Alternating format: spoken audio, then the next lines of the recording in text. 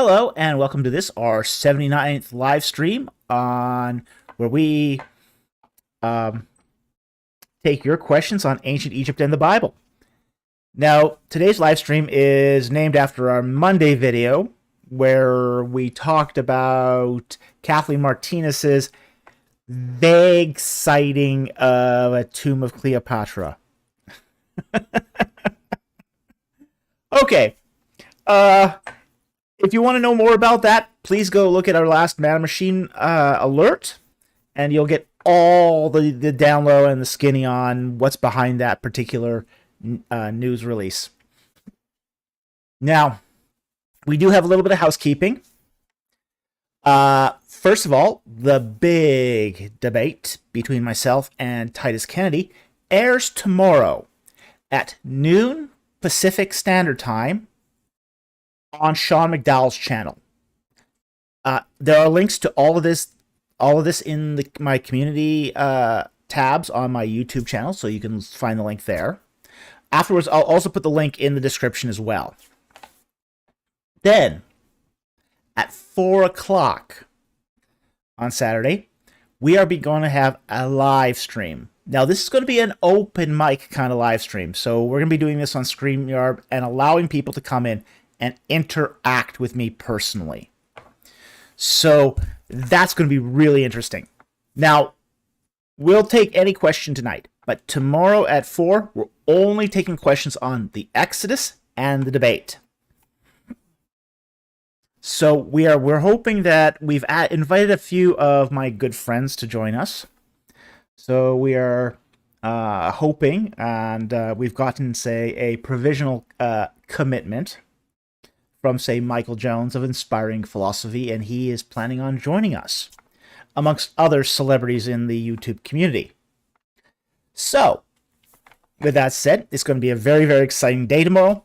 Really looking forward to it. The debate's going to be really interesting. It turned out really, really fascinating. Much more fascinating than I expected. So I mean, I hope you all enjoy it. And we'll then be, like I said, having that after party at 4 p.m. on my channel. So, with that said, we're going to get into the questions. Again, super chats have priority. If you're addressing a question to me personally, put a Q and colon in front of the question if you're not giving a super chat. I also ask that you only post your question once. And if it's a passage from the Bible or a word in the foreign language, please give me a little bit of context. For example, in the case of a Bible passage, give me the book it's in, the chapter and verse, and if it's from a foreign language, tell me what language it's in and what you think it means. Just to give me a little context to go on. So anyway, let's get into the questions. Tonight we're starting with 2 non-super chats. We didn't get a lot of non-super chats for this live stream, so we don't actually have that many. But I'm going to take 2 here, and then we'll get into the super chats.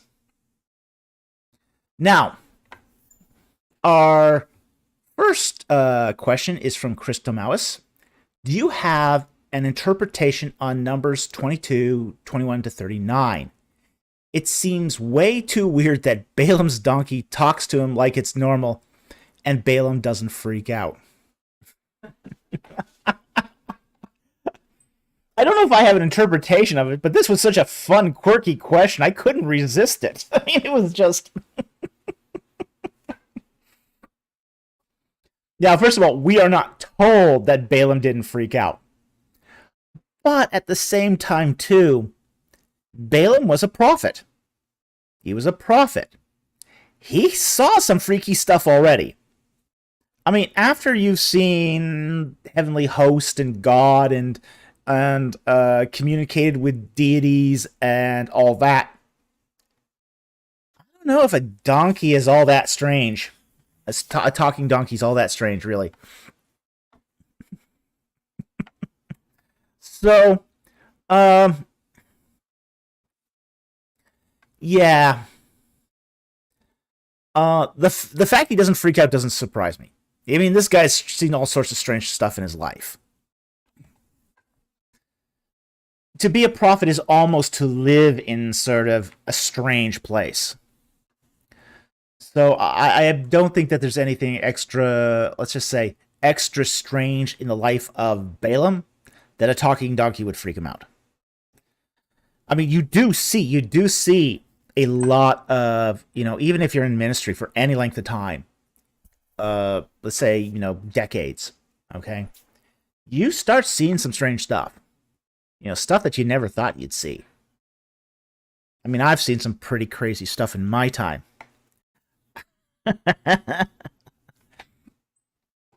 So, I don't have a particular interpretation of this, but it is very interesting. And as I said, you do see strange stuff when you're in ministry. Now, Balaam wasn't a good prophet. He wasn't a good guy. He's kind of a bad guy. I mean, he's helping the Midianites, the Moabites, to kill Israel. He's not a good guy in all this.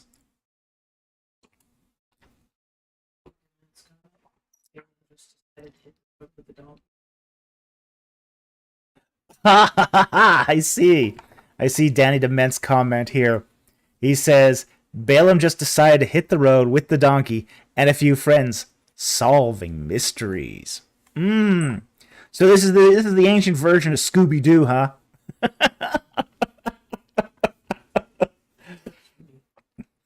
Yes, with all the veiled marijuana references from Scooby-Doo, yeah. Yeah, sure.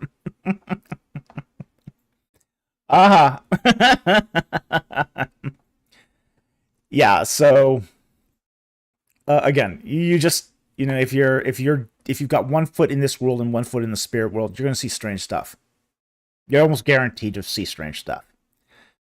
So, I'm probably going to just leave it right there because I don't have a specific interpretation of this. I don't think there's anything extra,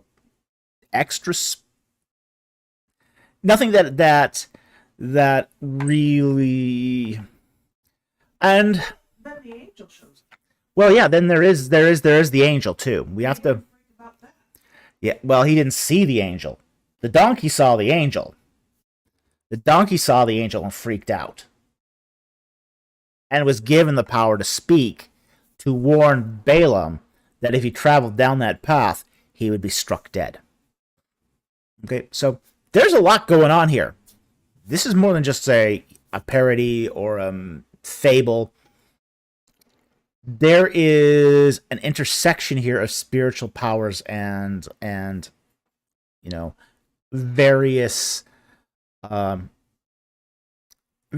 causal dynamics. So I'd have to probably look into this a lot more if I wanted to do a really detailed interpretation of this. But I don't think there's anything. I mean, prima facie, I don't see anything that's really sort of out. I mean, it is a religious experience. What Balaam here is experiencing is a religious experience. So, is he unconscious after he gets thrown by the donkey and sees the donkey talk? It's possible. You can't rule it out. But then again, too, can you rule out the fact that the donkey is being given a voice by God to tell this guy that there's an angel with a sword waiting for him at, in the gorge, and if he goes there, he's a dead man? So there's a lot here that's in play. So I don't want to give too much try to overinterpret this without reading the passage, really, really thoroughly, and I haven't done that. So, but it is such a fascinating question, that I just had to at least show it. So anyway, thank you very much for that question. It's a great question. But if I'd had more time, I could have actually parsed this out in a better way. But this was not a good week for time. So anyway, thank you very much for the question. Our next question here is from Darkblade, who said, I got your book on the Ark of the Covenant for my birthday on the 16th, and want to know if you have any specific page recommendations. Let me take a flip and find. Let's see. This is my book on the Ark of the Covenant. Okay. Let's see here. And by the way, thank you for purchasing the book. My publisher thanks you immensely. Let me see. I mean, it is.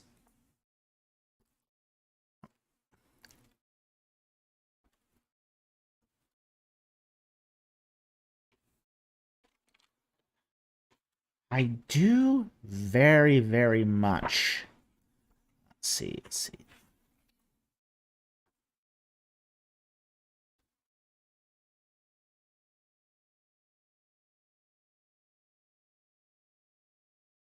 Quick scan.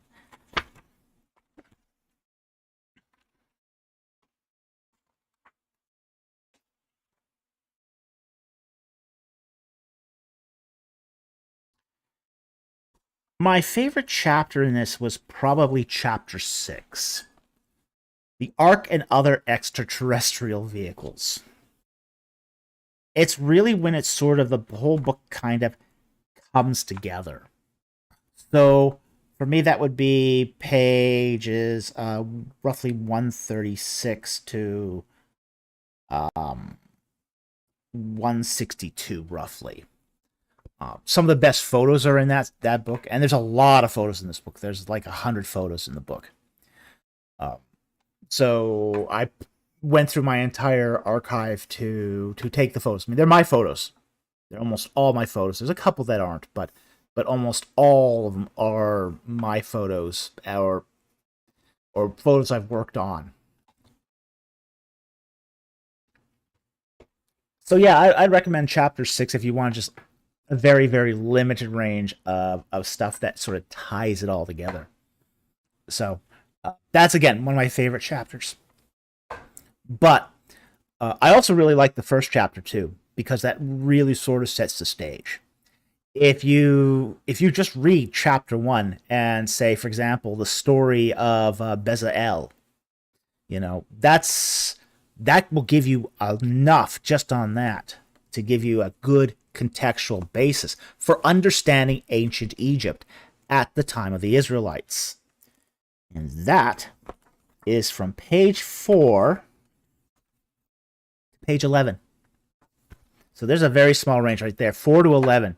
You just read that and you will get a huge amount of information on ancient Egypt. And it's told in a fictional manner. It's told like a story. So, that gives you a lot of context. That'll sort of give you a, ooh, I feel like I'm in Egypt. The sand's in my boots. Nice compliment. So you'll really get a good idea of what it was like to live in ancient Egypt at the time of the Israelites, just from those 5 or 6 pages. So anyway, thank you very much for the question. Thank you for purchasing the book. Every time someone purchases the book, that actually helps me get closer to writing the next one, because publishers like authors who can sell books. And if my book earns out, and it's actually now very, very close to earning out, that makes publishers more willing to take a second chance on you. So anyway, thank you for the question. Very much appreciate it. Okay. Now we're on to the super chats. Our first super chat is from Mr. Rich B.O.B. for $2. Thank you very much for the super chat. Is Deuteronomy 4:24 an example of Zoroastrian influence? I got my opinions on that already. Deuteronomy 4:24.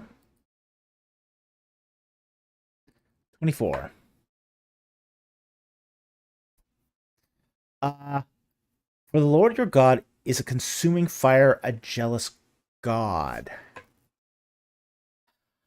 I'm not sure how that would relate directly to Zoroastrianism. Now, there is a problem chronologically with Zoroastrianism here, which is, as a religion, Zoroastrianism emerges in the roughly the 6th century BC. So it's really, really hundreds of years after this passage. So I've really got some issues here with the whole idea that Zoroastrianism impacted Pentateuch. Because even if you're talking about, say, the documentary hypothesis, where maybe the latest influences on Deuteronomy, where, say, just before the Babylonian exile, yeah, that's gonna be a stretch, because Zoroastrianism really doesn't become an important religion until after the Persians conquer Babylon. So I think that's going to be an issue here, is that the timing is all wrong. Now, there's going to be questions about, did Zoroastrianism affect, say, Daniel? And there could be a case, you could make a case there that Zoroastrianism, affected Daniel or Ezra, Nehemiah. Yeah, you could make some cases there. I don't think you can make it with Deuteronomy, unless you subscribe to a really late redaction of Deuteronomy, and I don't go there. Honestly, I don't think that Deuteronomy is that late. And really, most proponents of the documentary hypothesis don't even go that late for Deuteronomy. So it might be a coincidence if there is something about God being jealous or a consuming fire that's similar to Zoroastrianism, but I don't think there's signs of Zoroastrian influence either. Zoroastrianism is just too late as a religion. So anyway, thank you very much for the super chat. Very, very much appreciate it, and I hope that helped clarify it. Okay. Oh boy. Chem Leopard for $2. Dr. Falk, what's life? 42.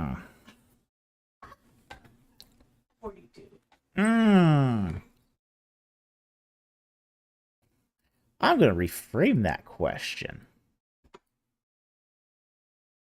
which is, let's see if I can find the passage here.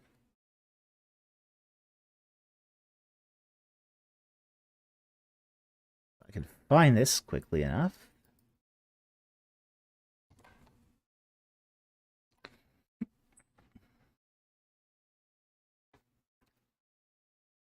Okay.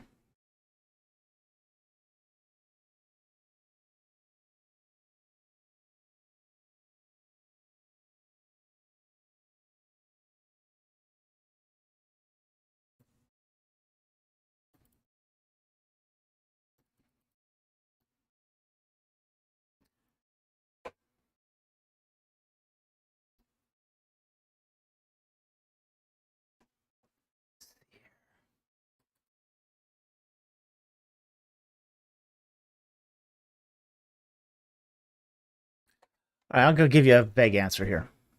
What's life? Read Ecclesiastes. Okay. Remember your Creator in the days of your youth, before the evil comes.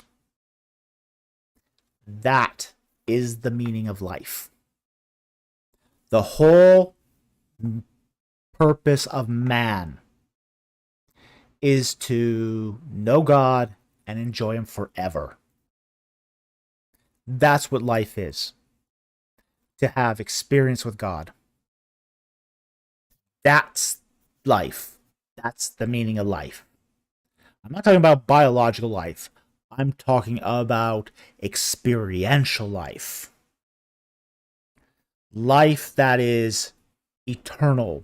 Basically, when Christ says to the woman at the well, you give me water for a day, but the water I give you, you shall never thirst of again.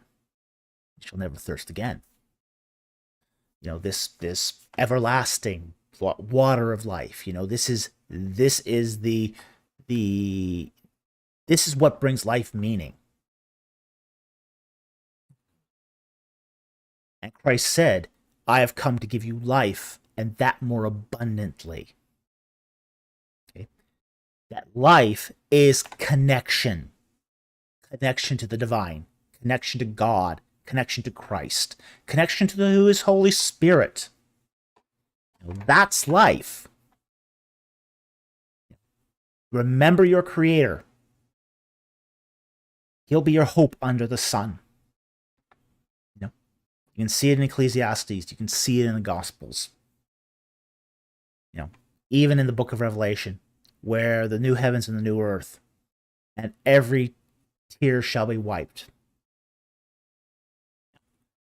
Restored relationship with God. That's life. Separation from God, that's death. Connection to God, connection to community, connection to each other, connection to nature. To be connected is to be alive. So that, I hope, answers your question. Thank you very much for the super chat. Very, very much appreciated. But that's the best we can surmise, is that to be alive, to have life, is to be connected to others. Not the least of which is to be connected with God. All right. Thank you very much for the super chat. Okay, our next super chat is from Mouthwash for $5. Thank you very much for the super chat. Does Paul's use of Plato, whether Plato was inspired or not, indicate that the Bible accepts Platonism or other philosophical, political ideas of Plato? Well, the simple answer to that is no. Look at Paul's quotation of Phaedo, which argues for the immortality of the soul, for instance. Yes, Plato gets some things right. And Paul does quote Hellenistic philosophers when they get things in their culture correct. This is what's called intertextuality. We see this in the Old Testament, where the Pentateuch interacts with pagan literature. We see this in the Psalms. We see this again in the New Testament. So we find intertextuality all through the biblical texts, where the biblical writer is interacting with other writings, other ideas, other cultural features that they're all living in. And in Paul's day, the Hellenistic world is steeped in Platonic and Aristotelian philosophy. The Pythagorean school of philosophy really, really dominated Hellenistic culture. So it would have been very, very surprising if Paul had made no reference at all to the Pythagorean school. So it doesn't prima facie accept the other ideas of Plato or his political philosophy, like what you find in the Republic. But it does say that Plato didn't get everything wrong either. That there are some things that they got right. And this does make sense. This does make a lot of sense for several reasons. First reason this makes sense is because it's hard to get things 100% wrong. It's very, very difficult to get things 100% right. But it's equally as difficult to get 100% of things wrong. So there's going to be something in Plato that's correct. Somewhere. The other thing is that Plato is very much responding to logical inquiry and general revelation. Because he's responding to philosophical precepts and general revelation, he's basing his views on certain things, the breadcrumbs of creation that God uses to show himself in nature. So, as far as Plato faithfully follows those breadcrumbs, he is likely to get certain things correct.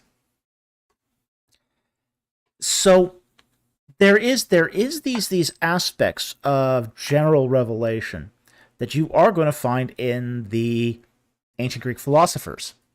And it's not just limited to Plato, there's other ones too, that will come into be involved with Paul's writings, as well as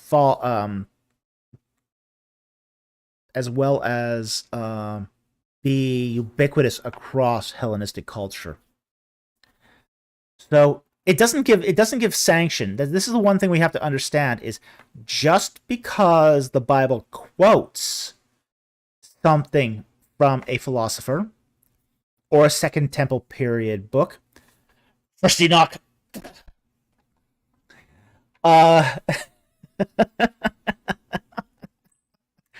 doesn't mean it's giving sanction to the rest of it. And it's really, really important because these other writings are not inspired. So the Bible is not giving a blanket approval to everything Plato wrote, or everything you find in First Enoch, or everything you find in the hymn to the Aten. It is saying, though, that these works have understood correctly certain aspects of the divine. So anyway, I hope that answered your question. Thank you very much for the super chat. Very, very much appreciated. Interesting and good question, too. Okay. The Camilla Pard for $5. Thank you very much for the super chat. Why do Orthodox Jews call Messiah Yeshu rather than Yeshua? Which one best represents how he would have been addressed in his time? Now that is a very, very sticky question. It's basically Orthodox Jews.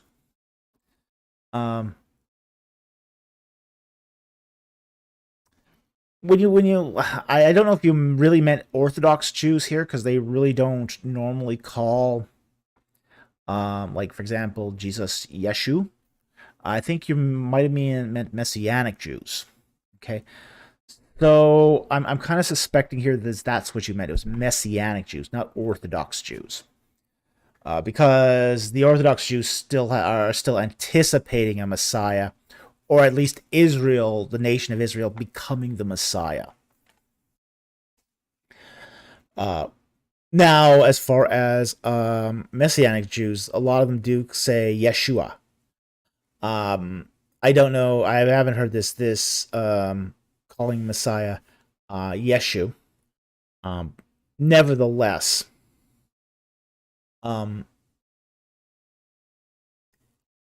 there is some debate as to.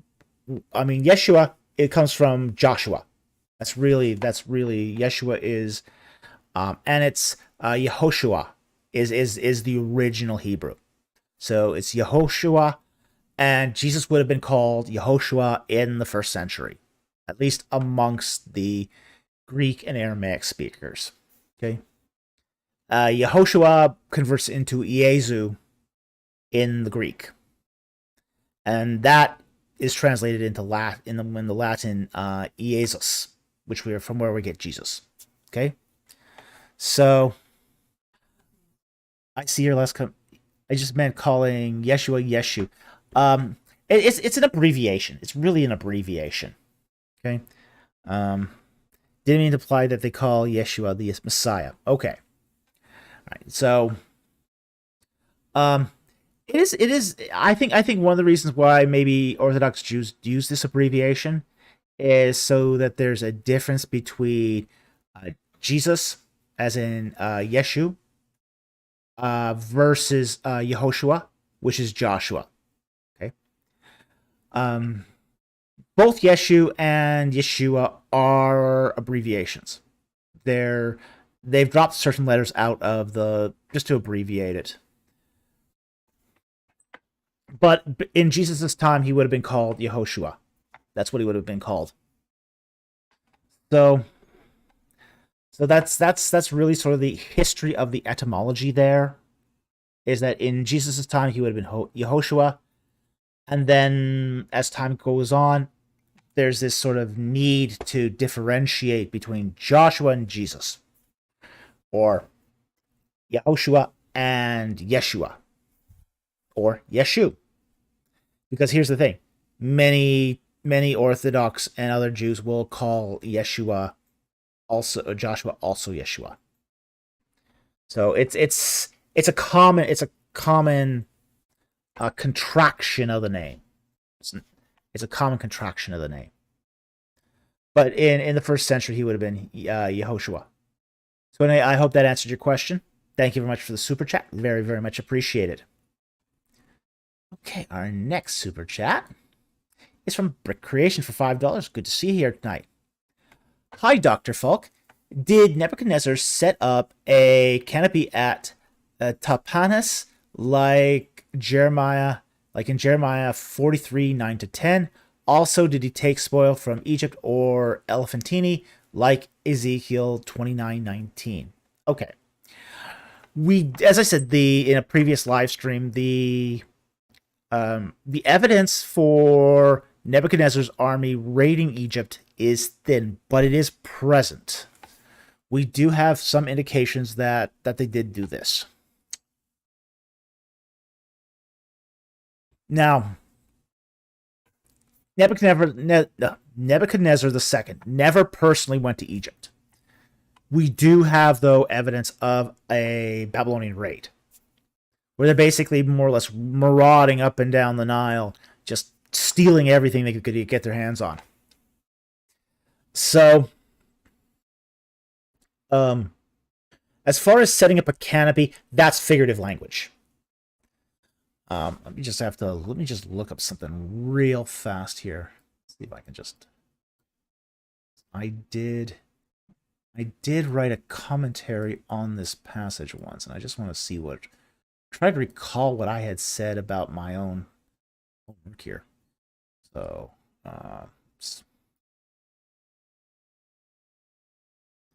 okay. Take just a moment here.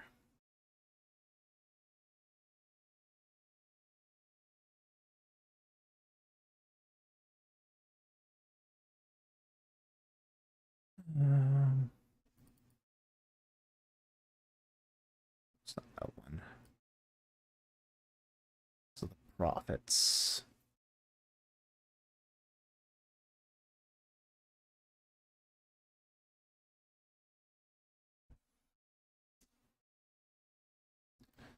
Just take a quick look here, just to make sure I'm making everything right. Okay. Tapahanes, that's in the northeast of the Delta. It resides. It's the Egyptian Chebinet.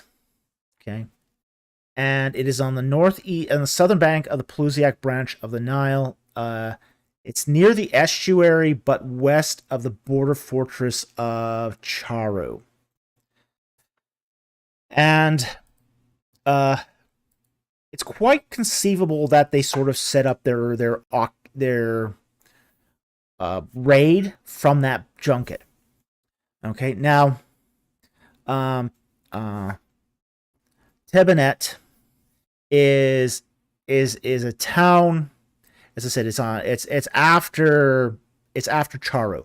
So essentially, when the Israelites, leave Israel after they assassinate Gedaliah, the rebel Israelites, they travel along the road of Horus, pass all the border forts, and they sort of make their first stop at Tapanis. But they don't stop there. They keep going on south because, they got past the border forts. Nebuchadnezzar's guys are going to do that same. So it's very conceivable that when Nebuchadnezzar's army pursued after, that they also went through the same path. They took the border fortresses, and then basically set up a temporary base of operations at Tapanus. So it's very likely that at least it depends what we mean by canopy. And I'm going to take a look at that verse here. Bring up the Bible. We're going to go to Jeremiah. See if this is a war tent or if this is some other type of canopy. So Jeremiah 43, 9 through 10.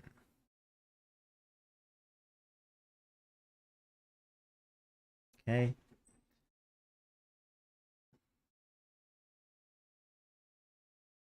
Or 3, 9 to 10. Take some large stones in your hands and hide them in the mortar in the brick terrace, which is at the entrance of Pharaoh's palace in Tapanus, in the sight of some Jews. Okay, now one of the things about Tapanus here, it's going to be very, very close to Tanis. And say to them, thus says the Lord of hosts, God of Israel, behold, I'm going to send and get Nebuchadnezzar, king of Babylon, my servant, and I'm going to set his throne over these stones that I have hidden, and he will come spread his canopy over them. Okay, so this is not just a canopy, it can be a pavilion. War tent. War tent is a conceivable other translation for this. So, this could just be symbolic of Nebuchadnezzar. Basically the army goes in. The general has his war tent. He sets up at Tapanus, and then they use that as their base of operations. The second part of your question, also, did he take spoil from Egypt or Elephantini like Ezekiel 29:19? Yes, that much we're a lot more confident of, which is that he definitely took spoil from Egypt. He was absolutely ruthless to the temples of Egypt. Now, there's sort of two times when we look at, say, sacred barks in Egypt, you get a very good sense of, say, how things are going in Egypt by the style of barks. When times are good, barks get elaborate. When they've had a setback, invasion as such, it gets reduced to a shadow of what it was. We see this happen twice. We see this first happen, actually 3 times. We see it first happen after the Assyrian conquest. All those beautiful, splendorous New Kingdom barks are just whisked away and replaced with sort of smaller models. Happens again about 50, 80 years later under the Babylonians. Again, it's reduced to very small time. And then it happens a third time under the Persians. And those barks are really tiny. They're really squalid.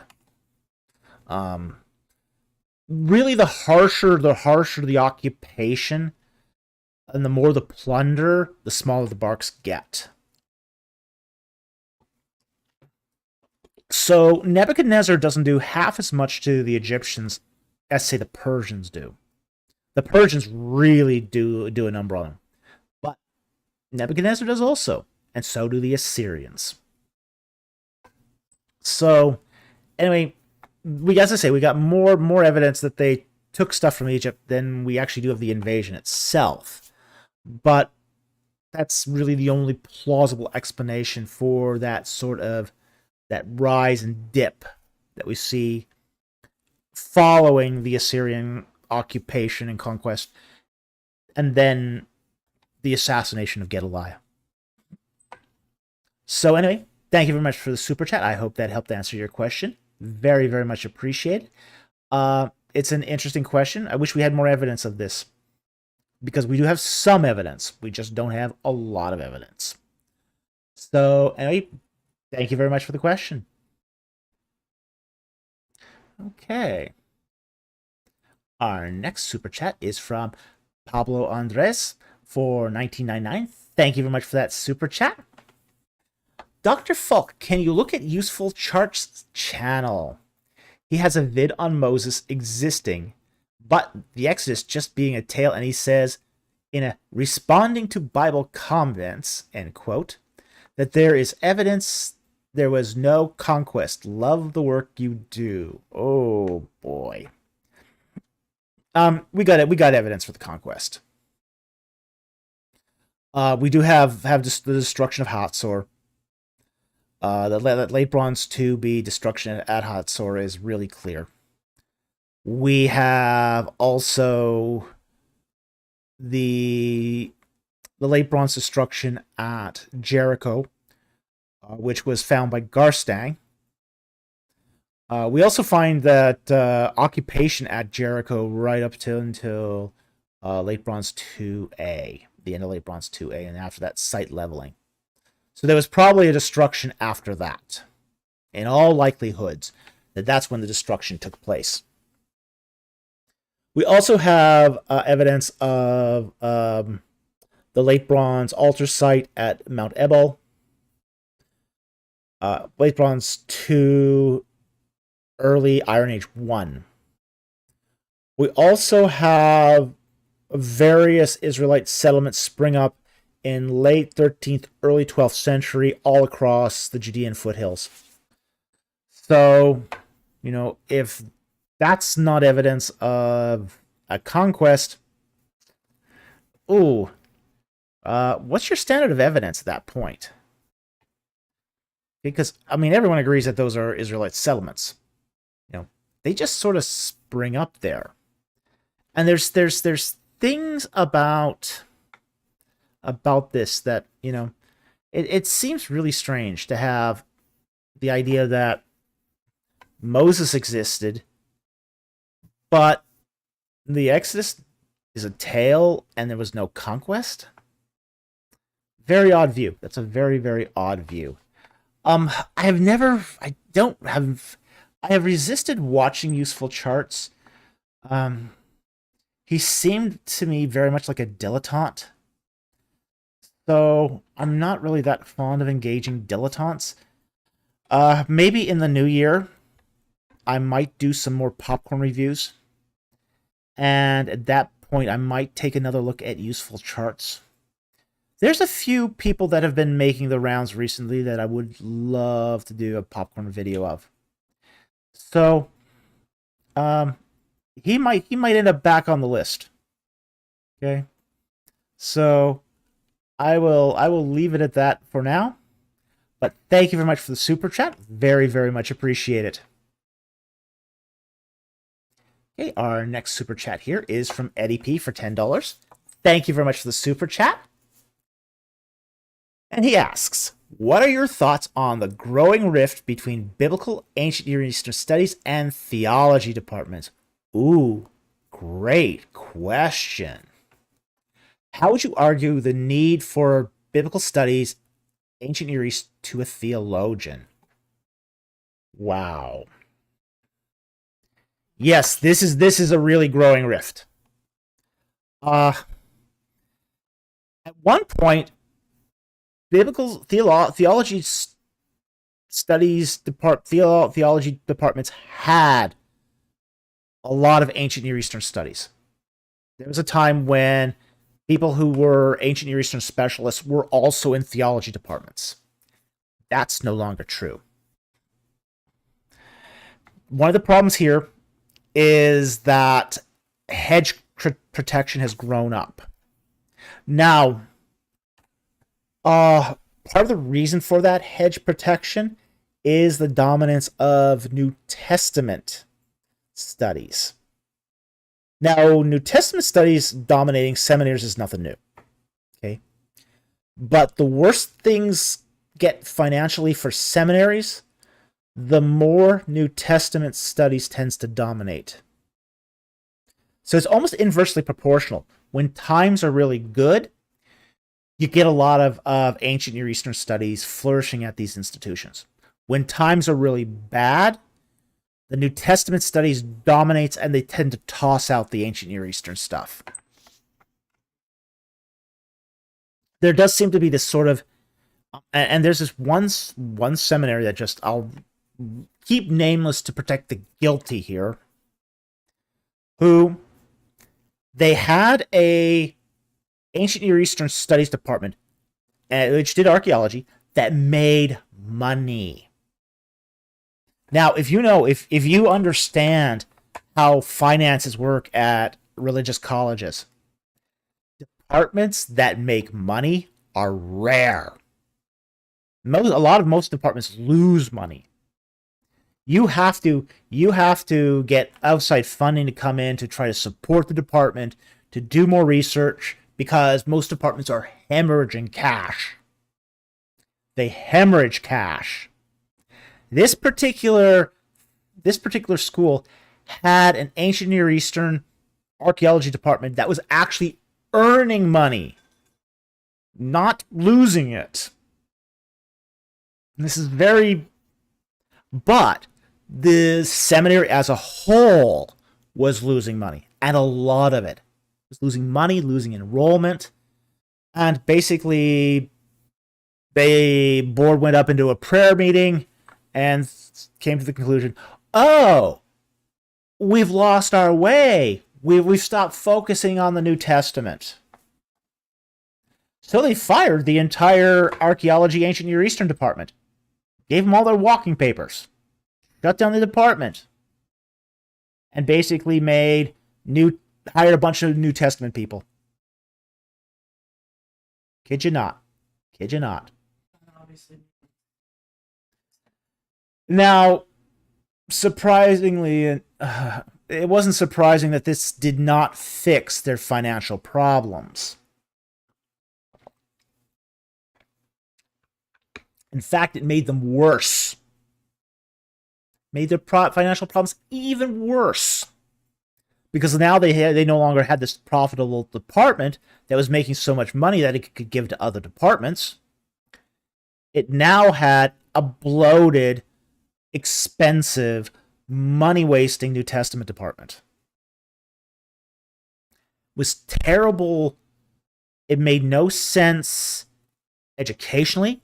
It made no sense spiritually. It made no sense just as far as a business decision went. But this is what happens. So what you get is you get these New Testament guys. They dominate a university when times are, or a school when times are bad. They basically said, oh, we need to just focus on the Bible. So they'll get rid of the ancient Near Eastern guys. They'll get some light-minded Old Testament guys in there who go, oh, nothing but the Hebrew Bible. Nothing but the Bible. Or nothing but the Old Testament in English. Get that too. Ugh. Yuck. But basically, it becomes a kind of hedge protection. They are confusing protecting their profession with aiding the school. Oh, do I have a Strauss book? Yes, I do. I would highly recommend this book. The Old Testament is Dying. A Diagnosis and Recommended Treatment by Brent Strawn. Very good book. Very, very good book. With some very surprising things to say in there about Old Testament studies, the ancient Near East study. And Strawn is very competent. He's very, very good. I mean, he's not just an Old Testament theologian. He's also an ancient Near Eastern specialist. Okay? So, he's a double threat here. He's very, very good at what he does. So, I would highly recommend that book. Okay? But, here's the thing. Why I argue for the need for biblical studies, ancient Near Eastern, to a theologian is because the one missing piece from the Bible is its historical context. When you read any piece of literature, you've got the text, the immediate text, which is whatever you're reading in the context of the greater work, and then the historical context, what it is means to the culture, how the culture that received that text is interpreting the text in its immediate context. With the Bible, we are 3,000 years removed from its cultural context. And the tricky thing about cultural context is that is one aspect of texts that is very seldom recorded. And the reason why it's seldom recorded is everybody understands that intuitively in their culture, so they never write it down. So this makes interpreting the Bible somewhat difficult at times because they didn't write down what the cultural context is and how they would necessarily interpret things. So when we approach the Bible, we're often approaching it from our cultural context, not from the cultural context of ancient peoples. So this is why I think this is so important for people in biblical studies to also rely on those who understand the ancient Near Eastern context, whether that be Assyrian, Mesopotamian, Canaanite, Egyptian. All of these various contexts inform our reading of the Bible.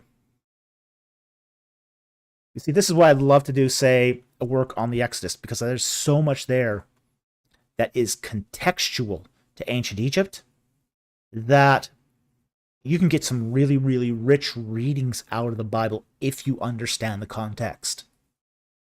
And this is exciting. This is exciting because you get to learn new stuff this way. You see something here and go, oh, I recognize this. This is in the culture. You know, things that don't make sense otherwise are explained by the context. You know, like, for example, the Exodus, where the women are putting the bread bowls on their on shawls on their back. It's a very, very weird sort of thing if you're talking about Canaanite bread bowls. You know, because a Canaanite bread bowl is low and flat. You're thinking, how are they putting this on their backs? It's really, really strange. You know, it just doesn't make any sense. You know, even go to Israel today and you see, you know, Jewish women using bread bowls. They're also still low and flat. Well, Egyptian bread bowls weren't low and flat. They're tall and skinny.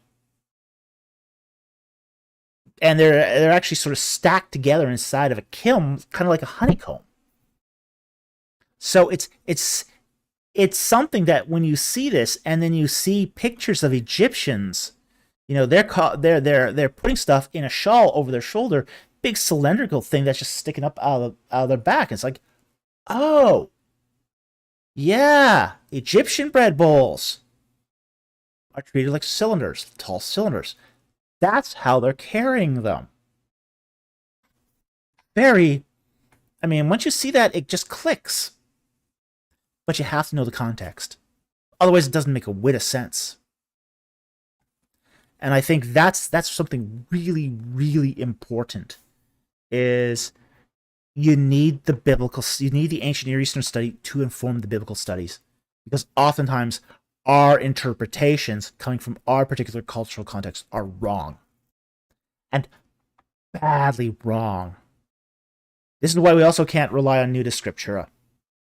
You know, the whole idea that you're just going to read the text and understand it immediately, that's nonsense. That's nonsense. And I'd say this applies to all readers of the Bible. You need the context if you really want to get the most out of it. Now, that's not to say you won't get something out of it by reading it. I think you can. I think you can understand it perfectly well just by reading the text. But if you want to get the most out of it, if you want to get the deepest meanings, if you want to get the cultural understanding and what things meant to them in their time, yes, you need ancient Near Eastern specialists, even for theologians. So anyway, I hope that answers your question. Thank you very much for the super chat. Very much appreciated. It's a great question, and it's a big problem. And the worse things get for seminaries, the more this problem's going to grow. Just because of the way people react during these times. Swenny, thank you for the super chat. Very, very much appreciated.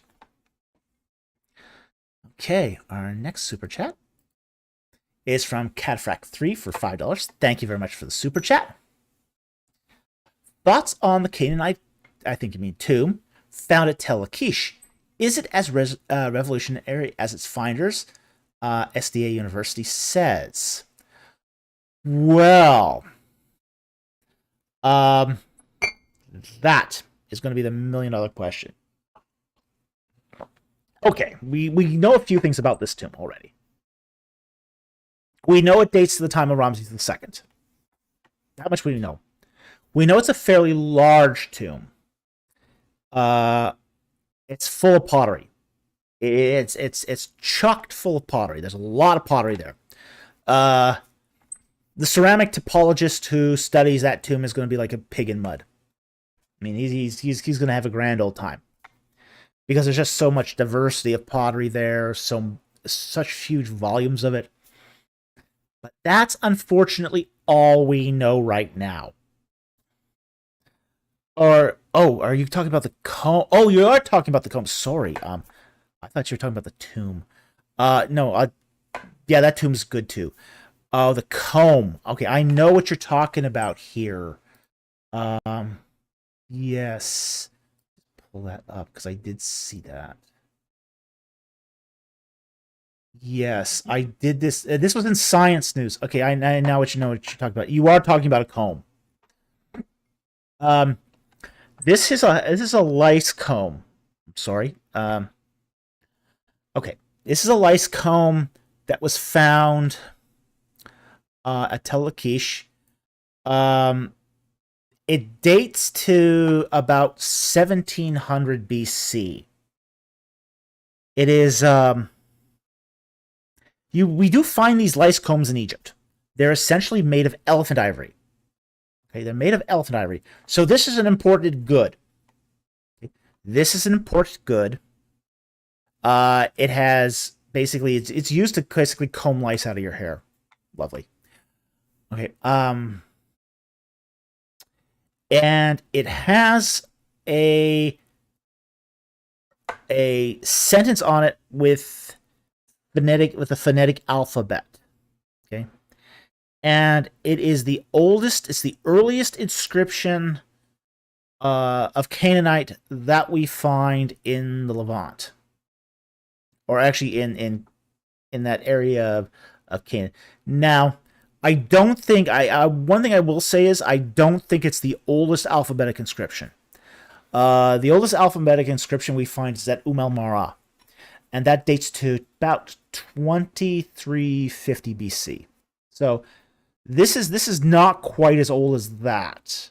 This is about 600 years later. It comes 600 years later than the el-Marah inscriptions. But this one has Canaanite writing on it. It is clearly Canaanite writing. It's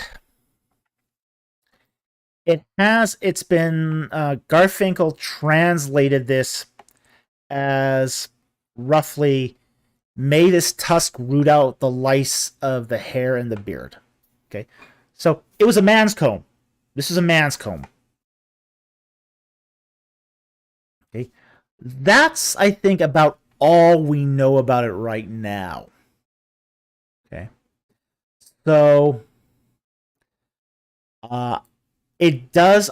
I think this has some implications. It does let us know that writing was extant in Canaan around 1700 BC. So that's important right there. So definitely there was writing in Canaan at that time. There is, let's see, what else was there?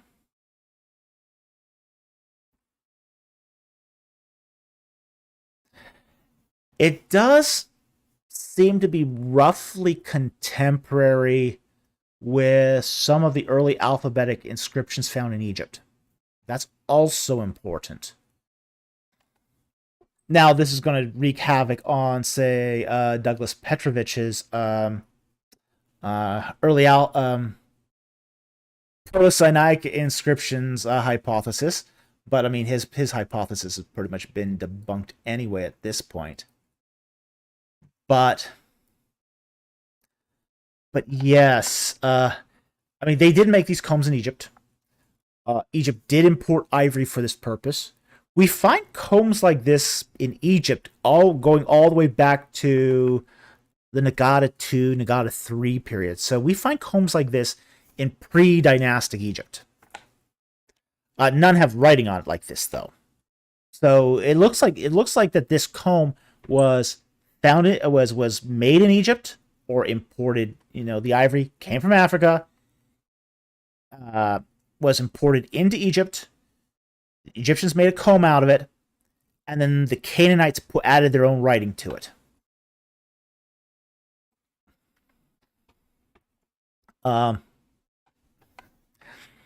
So that there's one of the important things about this, though. Interesting things about this is it does tell us that there was trade between Canaan and Egypt around 1700 BC. That's interesting too. I believe that's Dynasty 13, if I'm not mistaken. Let me just double check this.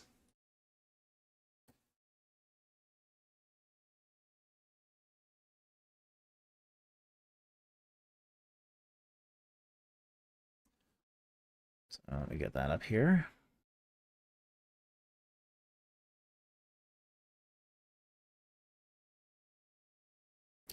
Yeah, that's in mid-Dynasty 13. So the fact that there's trade between Egypt and Lachish in Dynasty 13, fascinating.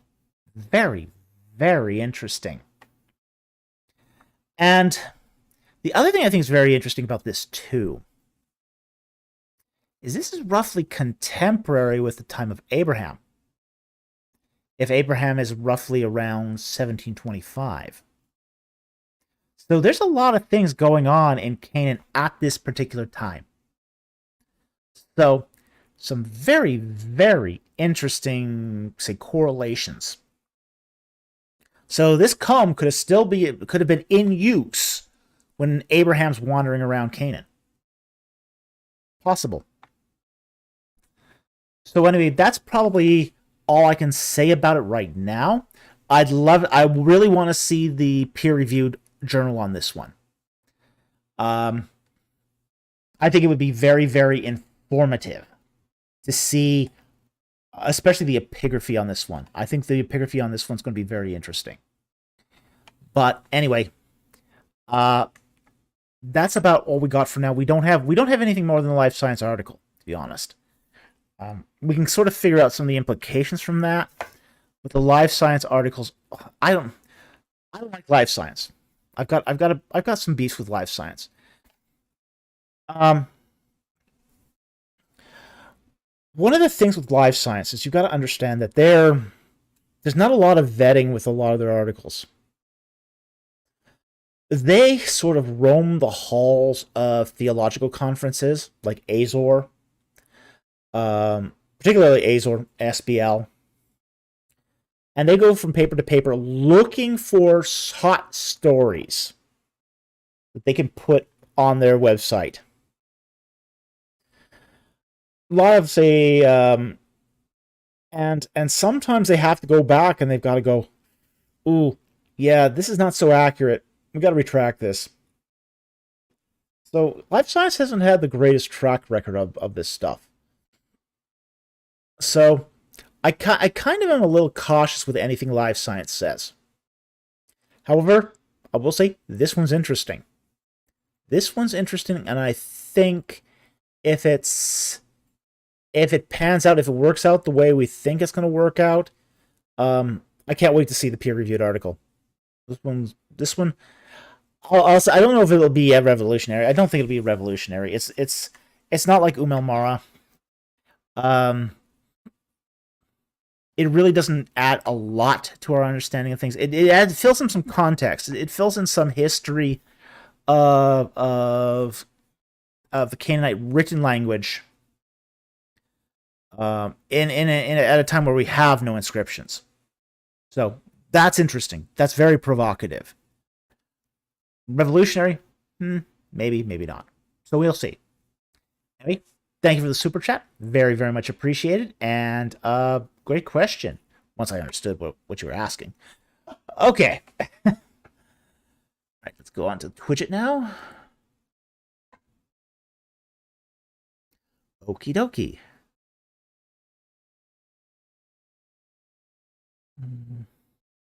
All right, next one here is from Angel WVM for $5. Thank you very much for the super chat.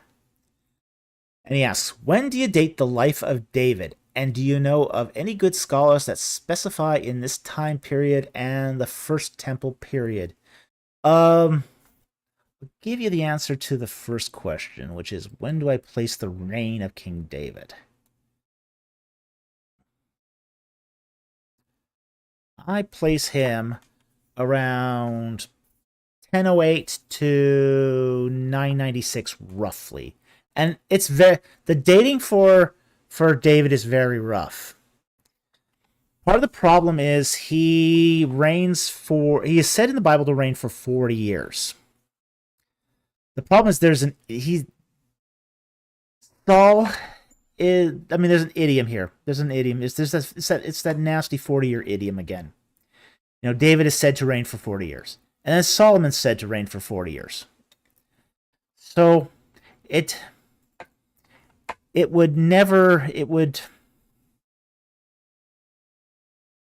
very, very likely that they didn't reign quite 40 years, but possibly more like 38. So there's going to be a plus or minus certain number of years here.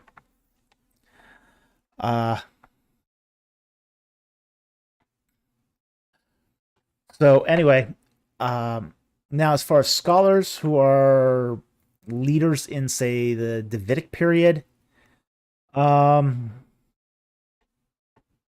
probably have to look that up because I haven't done a lot of, as I said, I haven't done a lot of work recently on the Davidic period.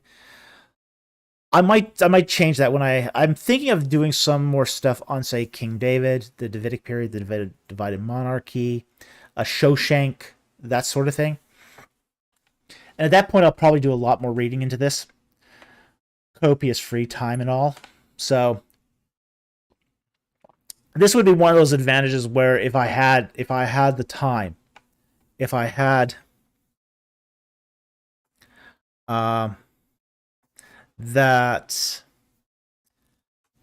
I could do a lot more on these sorts of topics. But without the time to read, it's really, really difficult to do really in-depth videos about them. So that's when I place David. As far as scholars, I have to probably look that up. So anyway, thank you very much for the super chat. Very, very much appreciated. Okay.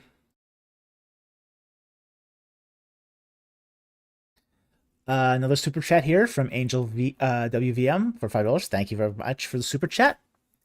It seems many ancient cultures boasted of their greatness.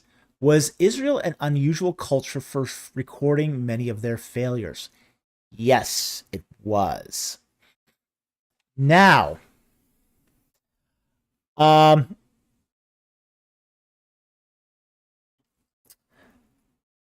some cultures alluded to their failures, like Assyrians.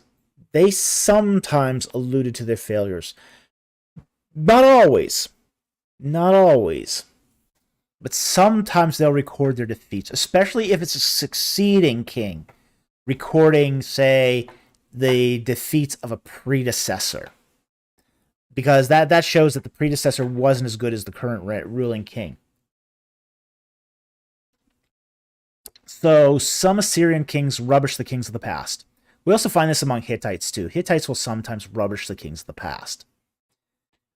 No king in the ancient Near East recorded their failures, their own failures. Okay.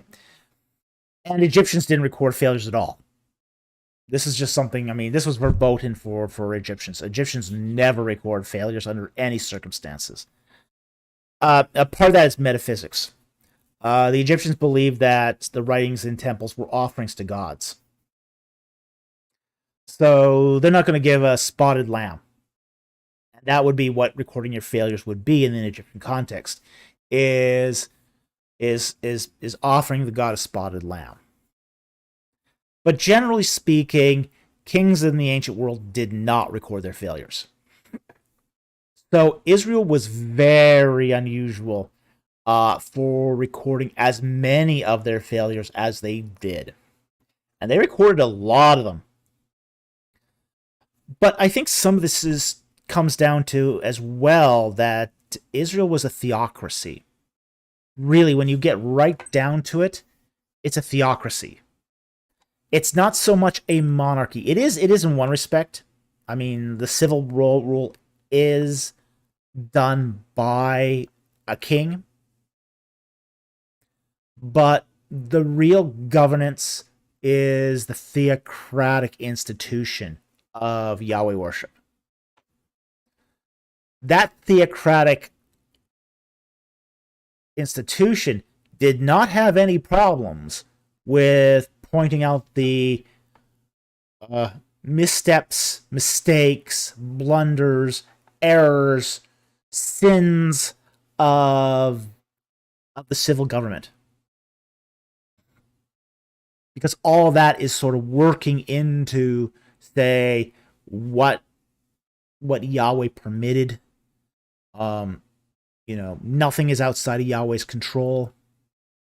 So for the priests and prophets who recorded biblical history, this, recording the mistakes of the king, that was nothing.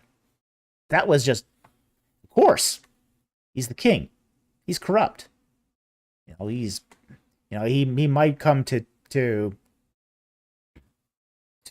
temple once in a while, but, there was definitely a hard divide between theocracy, theocratic, the role of the priest, and the role of the king.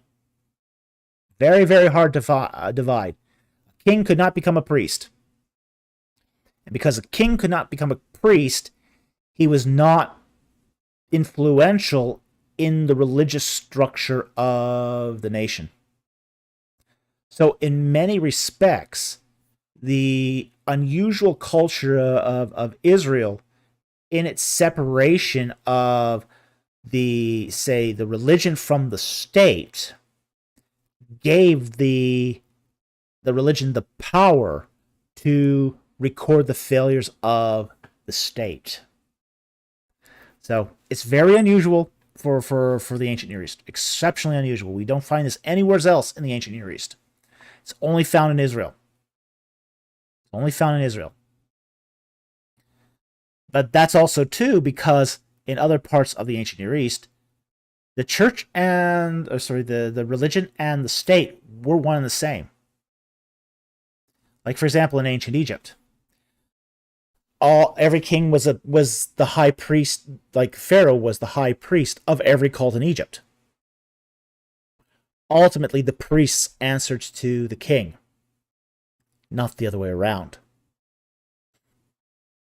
So it's very, very unusual to see that sort of separation elsewhere, besides Israel. And that's why they could record as many failures as they did. So the way that these other countries boasted of their greatness, they boast in their wisdom or their military power or their learning or their medicine. And there were countries of the ancient world that boasted in all of these things. Israel did not boast about its military power, about its the moral integrity of its leadership, it boasted in its God. A God unlike other gods. It's a very, very different way of emphasizing things. So that's why they were able to do this.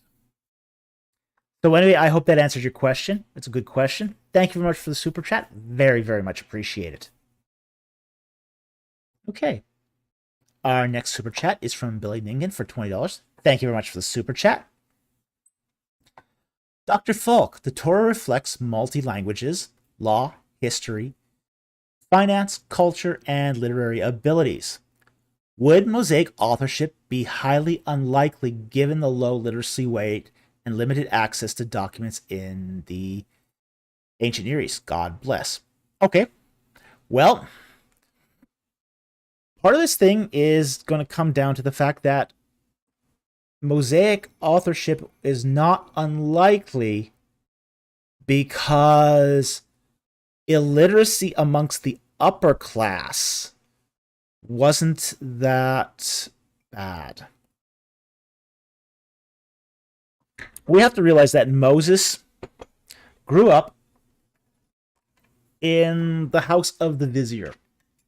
Now he's retroactively given, basically, said he was adopted by the daughter of the king. But at the time that she adopted Moses, she was the daughter of a vizier. It's only after Moses escapes to the wilderness that she becomes daughter of the king.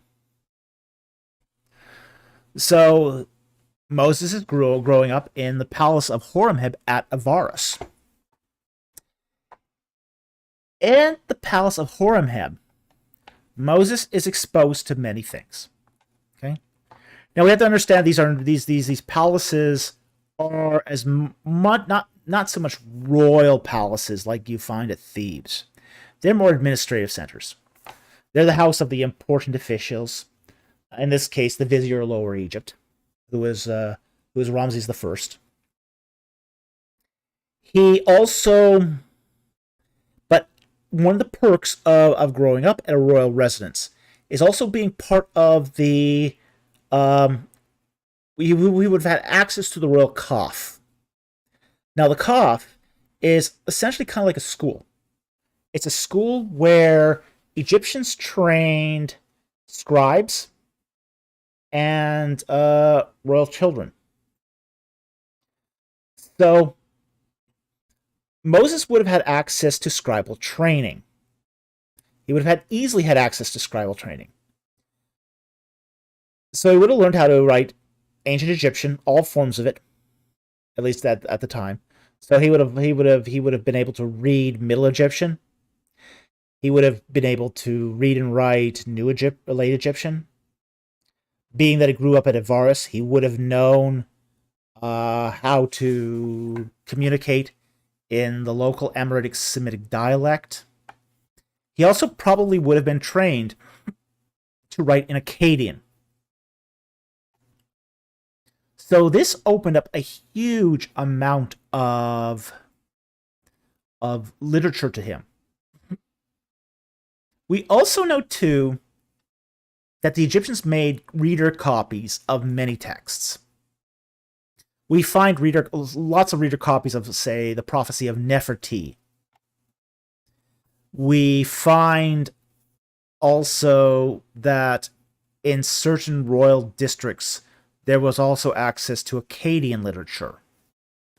So he would have been able to read that as well. So he had probably a lot more access to things. He would have had access to all the stuff, all the literature that would have been used for scribal training. Now, scribal training is very, very interesting, because one of the things scribal training did was it didn't just teach you the language. It sort of forced you to copy things over and over and over again. We find these student documents called the Late Egyptian Miscellanies. Interestingly enough, all of these date to dynasties 19 and 20. So they're roughly contemporary with Moses. And what these are is royal letters, scribal documents that have been collected and recopied as class exercises. So basically, a student would be given the master copy, and he would have to make his own copy. And then he'd have to do it for the next document, and then the next document. And it would be stuff like letters, official correspondence, automastica, so lists of items, accounting ledgers. Yes, they had to do a lot of copies of accounting ledgers. Oh boy, fascinating stuff. That is, yeah. They also did literature. Like, for example, there is a kind of literature that was very, very common amongst scribes called these are called the parody of the trades. So it's basically a kind of literature where they says, well, pay attention to your scribal studies. Otherwise, you become some other less desirable profession. Like you might become a soldier and have to lug heavy armor and march many miles in heat and cold and hunger and thirst, and then get killed at the end of it. The Egyptian equivalent of mamas don't let you. Yeah, something like that. But yes, it's a parody. It's a parody to, there's one a very interesting parody that trades like Papyrus Sallier 1, where it talks about don't become a soldier. Stick to your studies, don't become a soldier. Otherwise, you have to go to Canaan and you'll have to fight giants. Very interesting. Very, very interesting piece of literature. But yeah, this is what scribes did. They made copies of things. They helped other people write letters and correspondence and contracts. So Moses would have been exposed to all of that.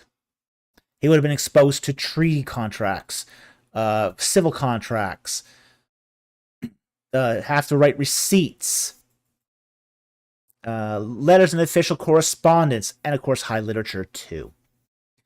So I don't think that, in Moses' particular circle, he would have had access to both the best schools and all the documents of Egypt. At least some of a really, really great selection of them. He could have gone to the temples and basically the houses of life and gotten documents there too. That would have been open to him. As the member of that upper class and scribal area, he would have had access to all that. And Avaris did have temples. He could have easily gone into the house of life at the temple of Baal and read what they had there in their library. So he had a lot of access. So I don't think that would be a showstopper for Mosaic authorship. So anyway, I hope that answers your question. Thank you very much for the super chat. Very much appreciated, and great question. Okay.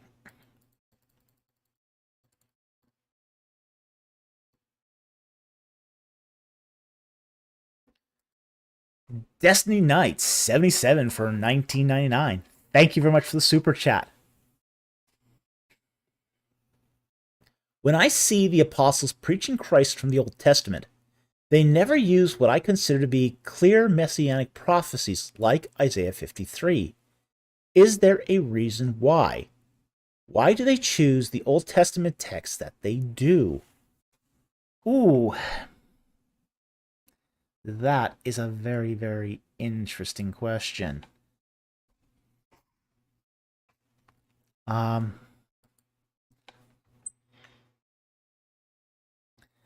I think some of it is that they are doing it for specific purposes.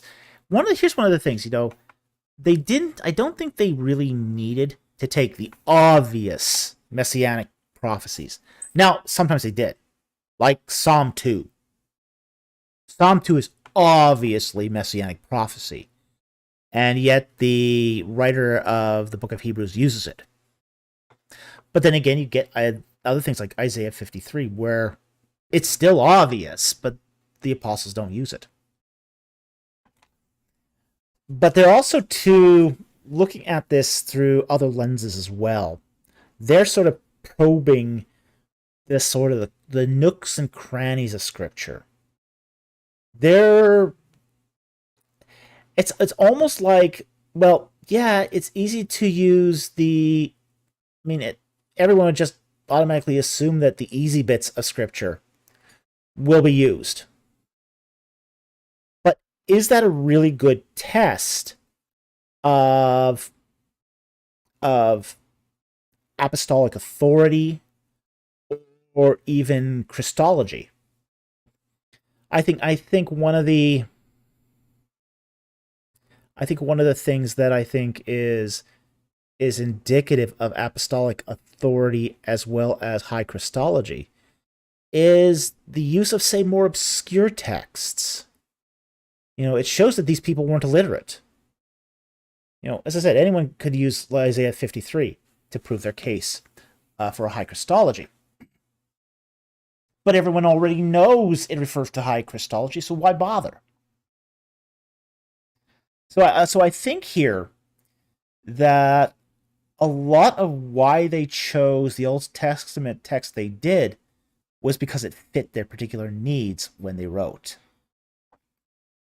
They custom tailored it to exactly what they were writing. So I think it's a matter of just finding the right the text that they are engaging, that they're encountering, that maybe people are asking about. But I don't think that they're just. I think that they're more or less avoiding the obvious here because it already is obvious. You also look. Here's the thing too. You look at the early church fathers, whose style of writing is very, very similar to the apostles. Very, very similar. It's very didactic, very long. There's a deep train of thought. Not a lot of the church fathers are just coming out and stating the obvious. They don't do. It's the same deal. They don't just go out and say, "Oh, Isaiah 53." They're sort of looking at Scripture very, very finely. It seems to be something that comes from highly literate cultures. That this is more of a gauge of literacy. And literacy isn't a constant upward curve. It undulates. There are times in history when literacy is good, times when it's bad. At the time of the apostles, there was very, very good literacy. Everybody could read. There were public libraries. Rome had done that for them. Is create public libraries practically everywhere. So anyone could go to a public library, pick out a scroll, and start reading. That was just something that was allowed back then. So in a highly literate culture, you're going to get different trains of thought than we say have modern times. Now, in modern times, we're impatient. We freak out at 120 character Twitter tweet. It's just like we have no attention span at all today. This is why we're becoming a rapidly declining literacy culture. Is because while we can all technically read, most people don't read. Which puts us at no advantage over illiterate cultures, to be honest. But back then, in the first century, people could read, and people did read. And people read for information, they read for entertainment. People enjoyed reading. We don't read today. So we tend to have a kind of lazy approach to things. And even when it comes to Scripture, we want the very, very quick knockout, use Isaiah 53 kind of thing, where it's so blatantly obvious. Well, ancient writers didn't write that way. especially not in the first century. They were very, very methodical, very careful about what exactly they included as they write. So they really thought out their sentences before writing them. Some of this was economics too. Writing materials were expensive. Parchment was expensive. Ink was expensive. So people really stopped and thought before they actually put pen to parchment. So they're going to carefully weigh what they quote. Read the really think through their justification. Formulate their entire sentence in their head. And, they could easily get like 100-word sentence in their head, and it's just like, okay, yep, this looks right, and then they write it out. Very, very different approach. There was no backspace key on a piece of parchment. You made a mistake, and you had to go back and you had to correct it. Now, we don't find a lot of that happening where people are writing, say, letters and then scratching things out. There's very few actual mistakes in most letters. We found actually a lot of correspondence at Oxyrhynchus, so this is how we know this, by the way. Very few mistakes. People seem to have been, like, unlike English. I mean, you write a handwritten letter in English, it's just like, it's awful. But in the Greek and Coptic letters that we find at, say, Oxyrhynchus, there's very few mistakes. And that's because people are carefully thinking about what they're about to write before they write it. So there's a lot going on here. So anyway, that's my thoughts on this. We don't know exactly sure why they didn't use, say, really, really blatant texts like Isaiah 53. But that's sort of my impression, is that they're really, as I said, really thoughtful writers. They're very, very well read. They know exactly what texts have what nuances, and they really formulate things and plan their writing out before they actually put pen to paper. So anyway, those are my thoughts on this. Thank you very much for the super chat. Very, very much appreciate it. Yeah. Wax tablets. Oh, yeah, absolutely. Okay, we'll take that question, but just not at the moment. We'll get through the super chats first, and then we'll get to that question. Okay.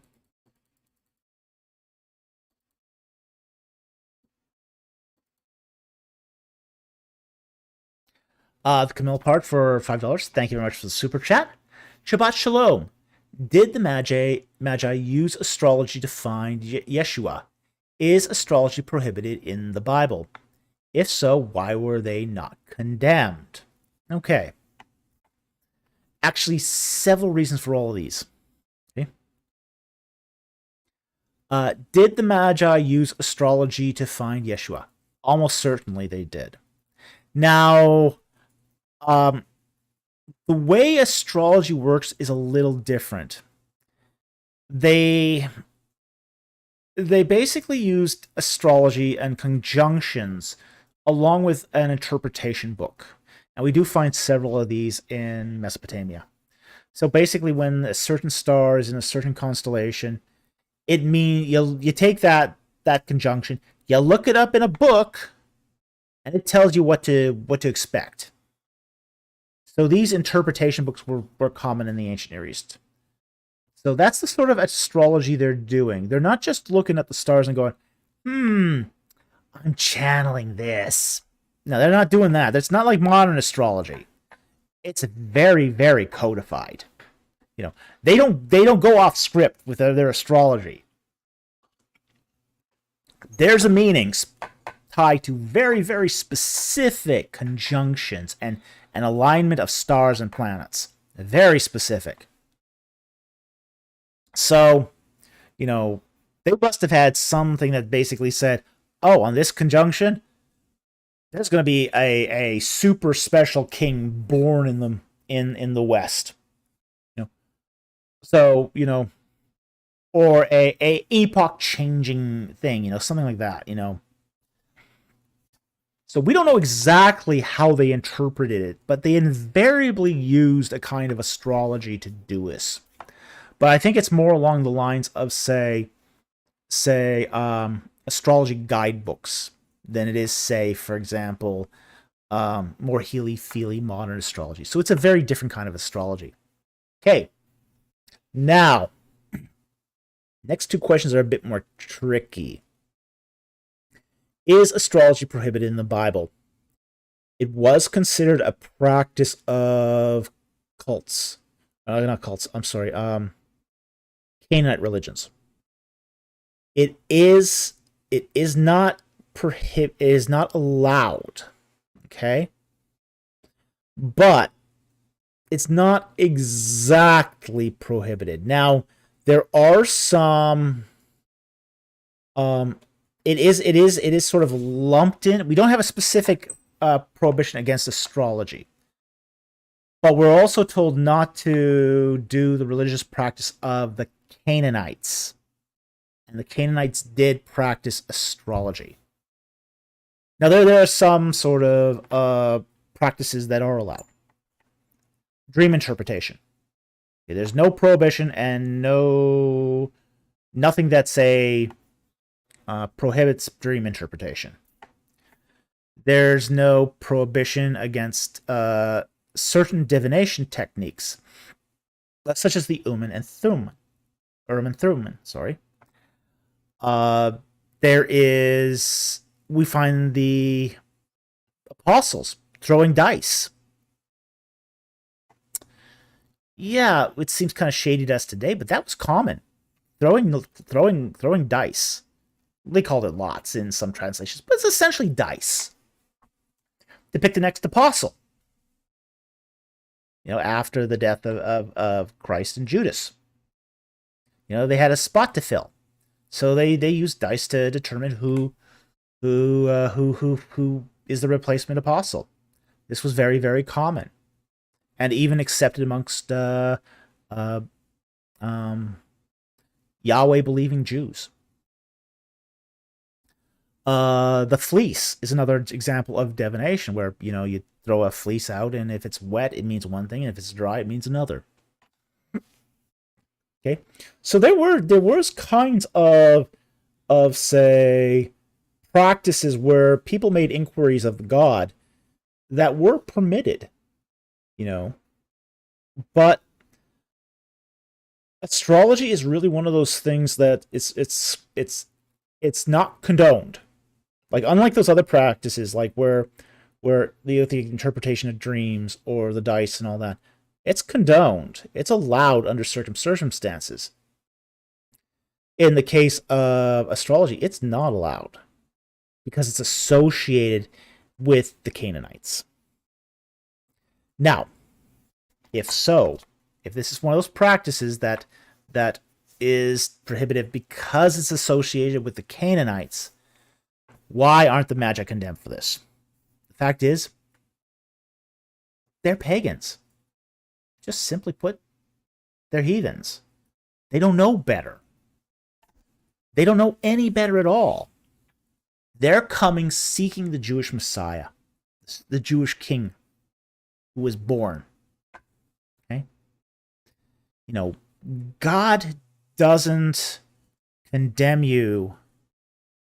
It doesn't condemn the speaker of all their practices when you come to him. This is not the way God works. God doesn't go, oh, you came to me and you're drunk and you're fooling around and you're doing drugs. Naughty, naughty you should be getting rid of all of that. God doesn't do that. God changes our lives slowly. Piece by piece. Little by little. So,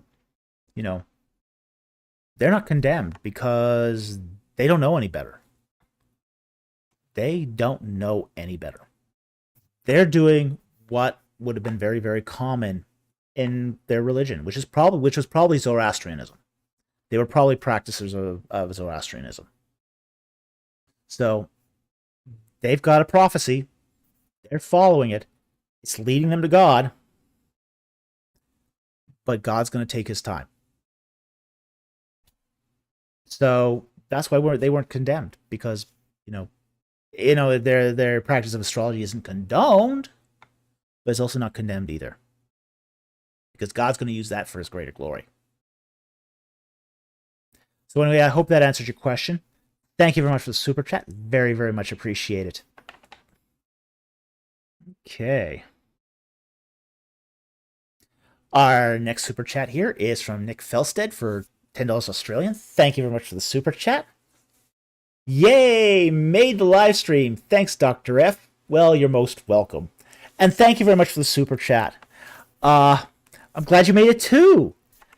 Well, and I hope you join us tomorrow as well for our after party, for the after live debate. Which would be really exciting. I mean, we're really looking forward to this. It was a long time coming. So, reheat the whole thing. Okay. Video at 12. Okay. All right. My producer here is reminding me to fill in the details, not just leave you all hanging. For those of you who are just joining, tomorrow at 12 noon Pacific Standard Time, my debate between me and Titus Kennedy on the date of the Exodus will be airing on Sean McDowell's channel.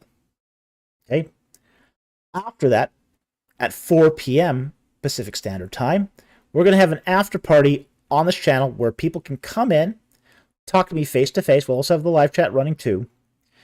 And we're going to discuss the Exodus and how the debate went off. So, Titus Kennedy takes a early date, a 15th century date for the Exodus. I take a late date, 13th century date for the Exodus. And we get to discuss the merits of each other's arguments. So, it was an exciting debate. It was a very, very exciting debate. Some high drama too. So, lots of fireworks. So anyway, so I hope you guys can join us again tomorrow for watch the debate first and then come on to my live stream and discuss it. So anyway, I want to thank you, Nick, for that super chat. Love the fact you joined us tonight. It's so good to have you here. And we really, really appreciate the super chats. The super chats really help us out. They are an important source of our income. It's probably the most important source of our income. So we can do this ministry because of your generosity. And we are so thankful for that. Thank you so very much. Okay.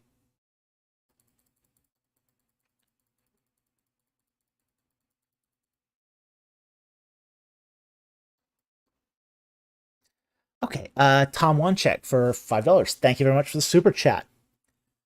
Who is someone from church history, any era, whom you've seen very little written on and think there is potential for more research? Ooh.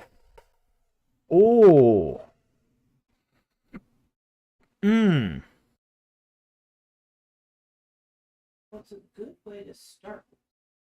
It's a good way. My producers just pointed out, this is a very good way to start research. Menech did Theodore Beza. Yeah, he was one of the students of, I think, Calvin, if my memory serves me right. But now he did a whole biography on Beza. But Menech did that approach. Yeah, many people do that approach where they find a lesser known character in church history and then do some expansive writings on him. So, I think there are many people in church history that could use more, but how do you get all the sources? I'd love to see a good biography on Chrysostom. Love to see a good biography because he left us a lot of writing. It's that one doesn't lack for sources, but I don't know if there's been too many good biographies on Chrysostom. I think that'd be excellent if there was one. Who else? I'd like to see one on Ambrose. Boy, I'd like to see one on Ambrose. Interesting character. Um, Responsible for many of the early liturgies of what would become the Roman Catholic Church. So I'd like to see something on Ambrose too. That would be very interesting. Uh, Tom, why don't book out in 3 years? let's see here. Most of the medieval theologians have been covered fairly well. Even some of the say, Reformation ones like Huss have been covered very well. You really have to start more getting into, say, modern times to find stuff that have not been covered so well. You either have to go real old or real late. Stuff sort of in between has been well covered. So, but yeah, there's always potential. Ooh, here's something that also has not been well covered either. Is, say, some of the Japanese martyrs. There's several of them that are quite well known, but they lack solid biographies, cultural context, a good, I'll say, English work on these would be fantastic. One other one, I think. Let's see here. There is. Okay, well, I'll probably leave it at that for now. But yeah, some of the Japanese martyrs, especially some of the ones that were samurai, uh, they um, they are well known. There's lots of written texts, but nobody has actually taken the time to really compile them and provide a thoughtful history about them. So more on that would be really fascinating and really would be great. So anyway, that's my thoughts on this. Thank you very much for the super chat. Very, very much appreciate it. And those are my off the top of my head picks. So, Jul, the biblical Bible exegete says my pick would be Julius Africanus. I agree. That would be a good pick too. That would be an excellent pick. Definitely would be all behind the Julius Africanus pick. So yeah, there's lots that could be done here. It's just finding somebody with enough text that you can say something meaningful, but not so much that it's already been done to death. Or that one book covers it all. We've had that too. So anyway, thank you very much for the super chat. Very, very much appreciated. Okay. The Bible Exegete for 25 Romanian. Thank you very much for the super chat.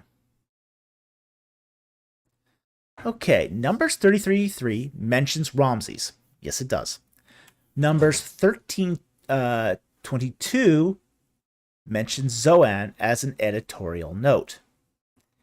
Is this proof scribes didn't redact toponyms? My opinion, best anachronism. Now let's take a look at that.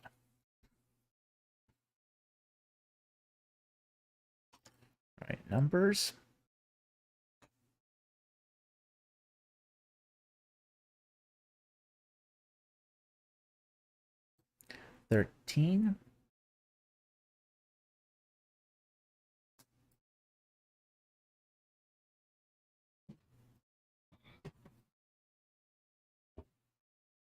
Yeah. Okay. 1322. I'm gonna bring this up. And it says, when they had gone up into the Negev, they came down to Hebron, where Ahiman, Sheshai, and Talmai, the descendants of Anak, were. Now Hebron was built 7 years before Zoan in Egypt. Okay. Now, um, Zoan is actually the city of Tanis. Okay. It did not exist prior to Dynasty 21. So what we have here is probably what's called an editorial gloss. It's an editorial gloss.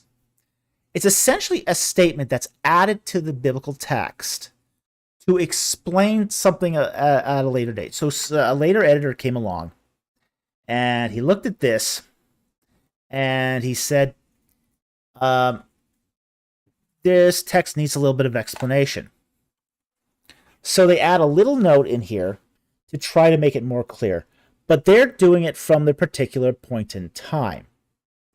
So the fact that Zoan, Tanis, is a 21st dynasty city. Later on, biblical writers will basically swap. When they talk, they don't talk about, like, for example, in the prophets, and the Psalms. Ramses is no longer an extant city. Ramses ceased to be a city near the end of Dynasty 20. So biblical writers replaced it with the closest city to them, which was Tanis, which is also called the Field of Zoan. So when we see Zoan, we have to, sort of the antenna have to go up and basically say, are we looking here at something that's part of the original text, or is this an editorial gloss that's added by a later editor? And we do know that, say, the Pentateuch, it seems to have been that there was editorial smoothing in the Pentateuch. Now, what do we mean by this?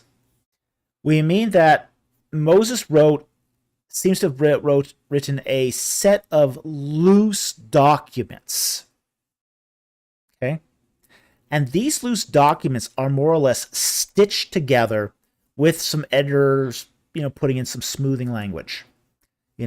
Such as, these are the words of Moses. And then right after it, whatever Moses wrote. But they also, during this process, would add from time to time these little editorial glosses to explain things. And this is what we have here. Because this would otherwise date the Book of Numbers very, very late. And very out of style and basically setting that we would find the rest of the passage. So this sort of sticks out here. So most Bibles will mark this in, like, for example, here in parentheses, to show it's not part of the original text, but it's a gloss added by a later editor. And we do find some of these. They are an occurrence. They're not all that common, but it does happen. They're not changing. We have to be clear here. They're not updating the text. They're adding little bits. So it's we see this. This is very interesting. I think this is one of the very most interesting things about, say, editorial practice, scribal practice, when it comes to the Pentateuch, is they seem to have resisted the urge to redact the contents. Now, they'll change little things that aren't important, like spelling. They'll update spelling to make it more clear. The original Hebrew didn't have vowels. So they would sometimes add a couple extra consonants that acted like vowels. And that's not really changing the text. That's just making clear what the vowel is, so you understand the text. So these are the Mater's Lectionis. But They would also put in extra little comments here and there to suggest what is what you think, some background information you needed. Because frankly, even back then, when they're editing these texts to make the edition suitable for a common readership, that not all the context is there. So by the time this is being edited, Ramses didn't exist anymore. Well, Ramses, where's that? Now, they didn't touch the text. They didn't redact Ramses. They left it intact in Numbers 33, 3, and 5. But in 1322, they already know that their readership doesn't know where Ramses is anymore. So they've got this little, as I said, this little gloss to try to explain things. So it's a very, very fascinating. Now, not all glosses are. Sometimes it's not always the case that a gloss is a gloss. We do find that sometimes that a gloss is actually part of the original text. It just seems like a gloss to us for some reason. But I think in this particular case, it's very, very evidently a gloss. So it's an anachronism because it's an editorial update by a later writer. So it's not part of the Sitzenleben of the original text or the context of the original text. It's added a little later on when they're smoothing it all out, stitching it all together. So that's when this is probably being added. Probably, I would estimate sometime during the United Monarchy, maybe early Divided Monarchy. So that's the time when they're taking all these Mosaic documents and stitching them together. So anyway, I hope that answers your question. Thank you very much for the super chat. Very, very much appreciated. And this is actually a very, very fascinating, an absolutely fascinating example of an editorial gloss. Okay. The next super chat. Ooh, I was wondering if this was going to pop up on my channel.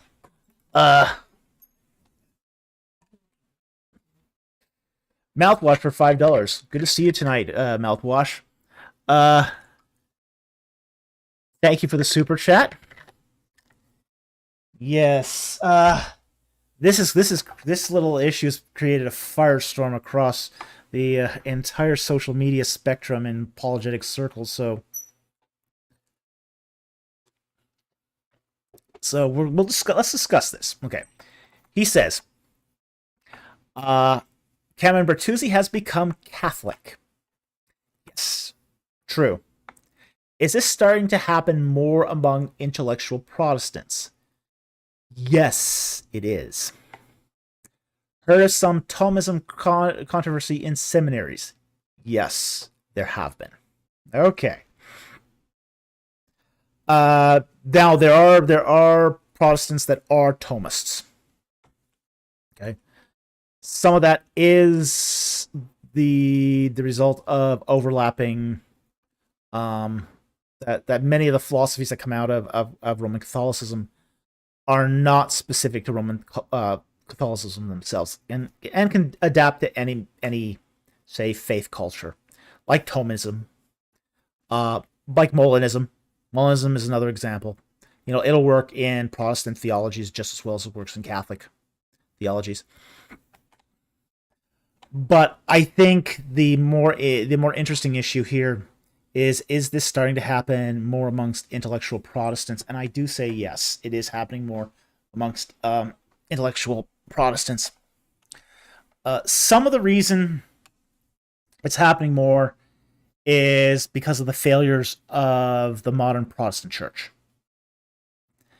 Now, the modern Protestant church has been really has lost its way, essentially.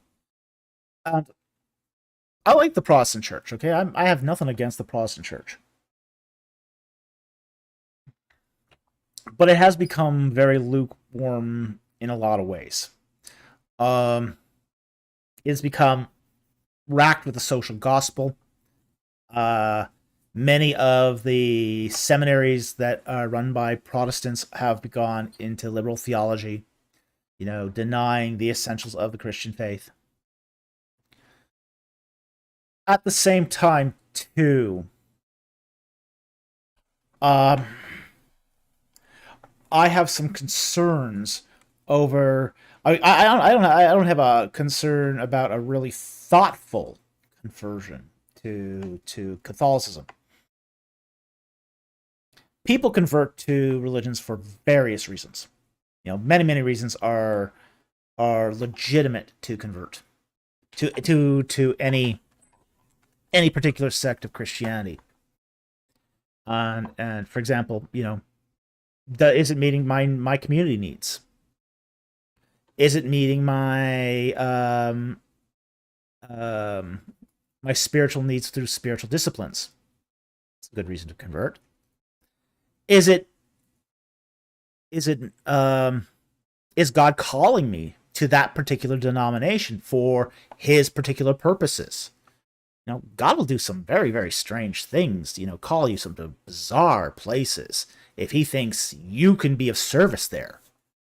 You could end up in some really weird churches sometimes just because that's where God is calling you to.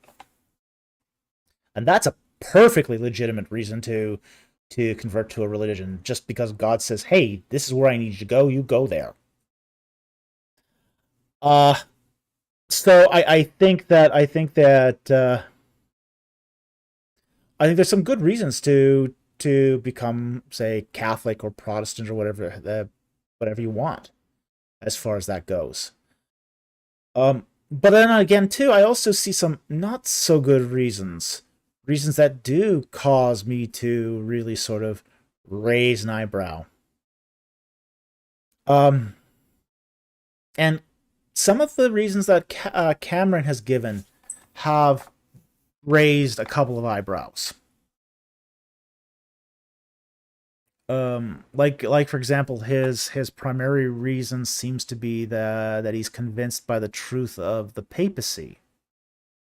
Well, a lot of what he said is sort of shocking in two ways. It's shocking in two ways. His conversion story is shocking in two ways. One, it's based on really bad exegesis, really terrifying exegesis. Yeah, if you believe in the papacy is a legitimate institution, more power to you. But some of the reasons people have used for that are terrifyingly bad exegesis.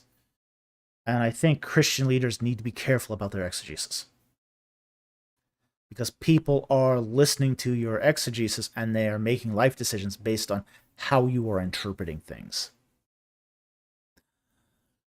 The other issue that came out of Cameron's mouth is that he wants to put the Old Testament behind him and focus only on the New Testament because he sees it as a more moral testament. This is broaching Marcionism. It really is. No, I'm being generous here. Yeah. So I think a lot of his reasons are really concerning. Really concerning. And I do have, I know Catholics personally. I have many friends who are Catholics. You know, we have been involved with the Catholic Church from time to time, but I wouldn't do it for the reasons he cites. I think those are really concerning reasons. So I'm not so much concerned that he converted to Catholicism. There are intellectual Protestants that have good, solid intellectual and personal reasons. Can't obscure, personal reasons are completely bona fide if they are legitimate personal reasons for converting to, say, Catholicism. I have an issue with some of those reasons, especially if they're not well thought out if they can lead others to make other bad choices. And I do have concerns about the Roman Catholic Church in general. I do have concerns about the papacy. I mean, if of all the institutions and all the beliefs, I have concerns about the four Marian doctrines. Some of them I take, some of them I accept, some of them I don't. I think the most recent ones are the most problematic. They're raw Roman Catholic, further away from historic Christianity. I think that the papacy is also deeply problematic in what it demands regular Catholics to believe, which is that all the decisions of the papacy were correct decisions. So I have some issues with that. I think that's a very tough place to be. Now, if you grew up Catholic, I understand perfectly well that not every Catholic believes this. Okay, the Roman Catholicism is a big tent. It's a big tent. It has everybody in it from atheists and Protestants to hardcore conservative Catholics who believe that Mary is the fourth person of the Trinity. So you get a whole range of odd and weird and wonderful beliefs inside of Roman Catholicism. So you can't just say there's one Roman Catholicism. There's many Roman Catholicisms. As much as they would love to say it's the one true and only apostolic faith, and it's not. It's many apostolic faiths, all sort of shoved under this papal umbrella. So I think we have to be very, very careful of which Roman Catholicism we're talking about at any one particular time. There's also many other churches, historic churches, that would really contest at least the definitions game. And Roman Catholicism does play the definitions game, and it plays it very well. Many of its sort of doctrines are based upon careful structuring of definitions so that you have equivocation going on. They'll use, say, for example, tradition one way and then turn around and use it in a completely different way in a different context and say, oh, it's the same. No, that's the equivocation fallacy. When I saw the debate with Jimmy Akin, and who's an Catholic apologist for Catholic Answers, and the other Paul on the tradition, tradition versus a sola scriptura. I saw Akin do the equivocation fallacy several times. So I have some issues with how that apologetics works. I don't think it's an honest apologetic. I think there's a duplicity to equivocation that really makes me think twice about that. Now, then again, I'll say this again, I'll repeat this again. I know many people who have converted from Protestantism to Roman Catholicism based on some really legitimate reasons too. So, I can't deny that somebody may have a legitimate reason for converting to Catholicism. I can think of at least one reason. You've got two churches in your town. One's a Roman Catholic church. The other is the Church of Jesus Christ of Latter-day Saints. Oh yeah, definitely go to Catholicism first. That's a no-brainer. A lot of it is simply the evangelical or Protestant churches serving up cotton candy. Yeah, I think as I said early on here, and my producer here reiterates, is that a lot of this is the failure of Protestantism too. Preaching standards have gone down the toilet.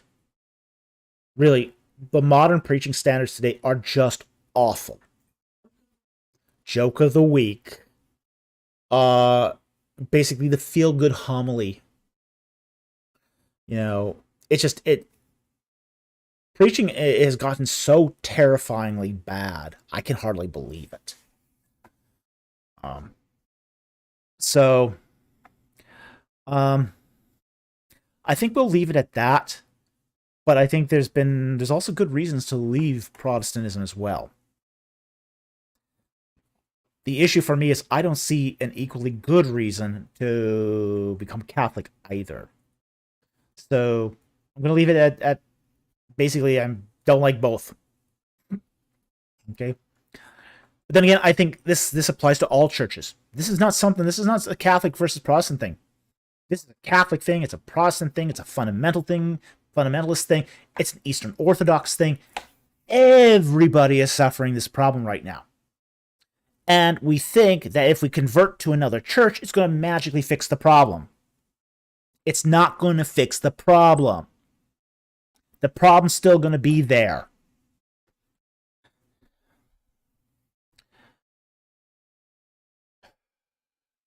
The church has become mushy.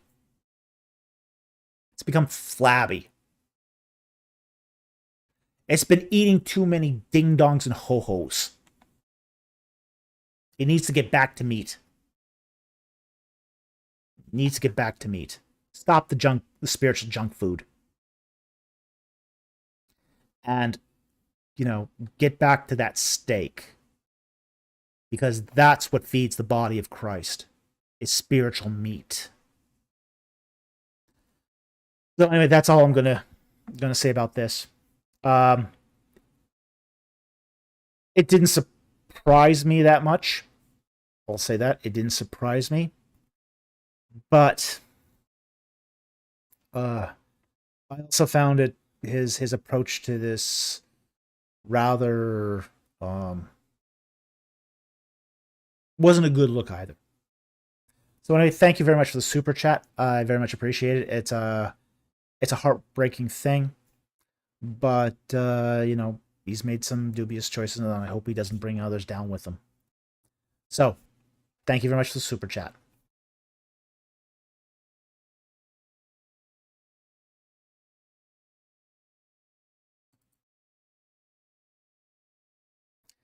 All right, $10 from Jack Ray. Thank you very much for the super chat, and I know there's a question here attached, so let's talk about that. So, I'll bring up your question here, which is, what about wax tablets? Ooh, okay, let's talk about wax tablets, because they're kind of cool. Okay. Now, in the ancient Near East, they had, and frankly, these continued into the medieval period, and even into the 19th century. I mean, these are tremendously long-lived medium. Essentially, what a wax tablet is it is their form of Etch-a-Sketch, or basically their PDAs, their cell phones. Okay, you basically have a little tablet made of wood, and it was at a base of wood with a little frame around the edge. And then they'd fill that frame with wax. And then what you could do is, with a stylus, you could print. You would print inside the wood, or inside the wax. And then it usually had a lid, and you cover it. And then next time you needed to refer to your notes, you just open up, and your writing's still there. Okay. Now the cool thing about this. The really, really cool thing about this was, unlike a piece of papyrus or a clay tablet that would dry out on you, you could take a candle and go over the surface of your wax tablet, and it would erase all the writing. So now you had a fresh, clean surface to write on again. We do see wax tablets. There's some have been recovered, still with writing on it, thousands of years later. One of them, there was a wax tablet that I referred to in my dissertation, where a student was taking notes for a from a master craftsman. So these things, the writing on these things could last for an incredibly long time. So they're very, very interesting in that respect. We do find they were often used to take temporary notes, though. But that was the really purpose, is as a temporary note keeping device. We actually have a instance of a Assyrian relief where the king is out walking out front, and behind him are two scribes, one writing on papyrus, and the other person writing on a wax tablet. Very interesting. It's often thought that a scribe would always carry both papyrus and wax tablets. That way, the scribe could take his notes throughout the day on the wax tablet, then at night transfer the contents of the wax tablet onto papyrus for more permanent storage. So, and then, as I said, wipe the slate clean and start over. These are fascinating. These are absolutely fascinating. And as I said, they were sort of the Etch-a-Sketch PDA cell phone of the day, because you could just jot a note on there, and I mean, very much like our modern electronic tablets. Do a quick note, close the lid until you need it again, and open the lid again, and there's your note. So, again, there's nothing. I mean, they use typical beeswax in these things. And that's. I mean, it's a rudimentary technology, but it was very serviceable, and people used them for a long time. Long after papyrus fell out of fashion, people were still using wax tablets, because they were that kind of permanent convenient. They were very, very convenient. And they range in size, too. You have some that were really, I mean, there's actually some miniature ones of these. Some of these are the size of, say, a modern cell phone. Or, if you like, a Gideon's Bible. Really small. Others are quite big. Some of them are like, a foot by 8 inches. So they varied in size. So it depended on what you were using it for. Were you using it just for a couple of notes, or were you using it to record a lot of stuff? So like modern size tablets, the size you got sort of depended upon your need. So anyway, that's about all I can say about wax tablets. Very interesting subject. First time we've ever had the question of wax tablets on this channel. As I said, really interesting. Oh, the other thing I should note is they often used colored wax. Like they would often put like soot into the wax to make it black. And one of the reasons why is it provided good contrast when it got near to the bottom of the wood. So if using a dark wax, as opposed to, say, a light wax, when you etch into the tablet, the contrast of the wood, which would have been white on the bottom, would just show up. So very, very interesting. Very, very interesting little artifacts. And we do find a fair number of these. And we find them in ancient Egypt. There's some found in collections in Europe. And as I said, they were used until, as I said, until probably the 19th century AD. So very interesting in that respect. So anyway, thank you very much for the super chat, and great question too. Fascinating question. And we really, really appreciate your support of our channel. Okay.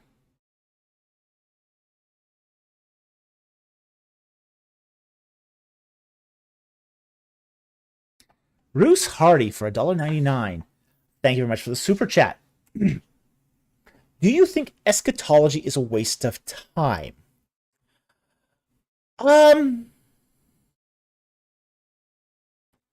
Yes and no.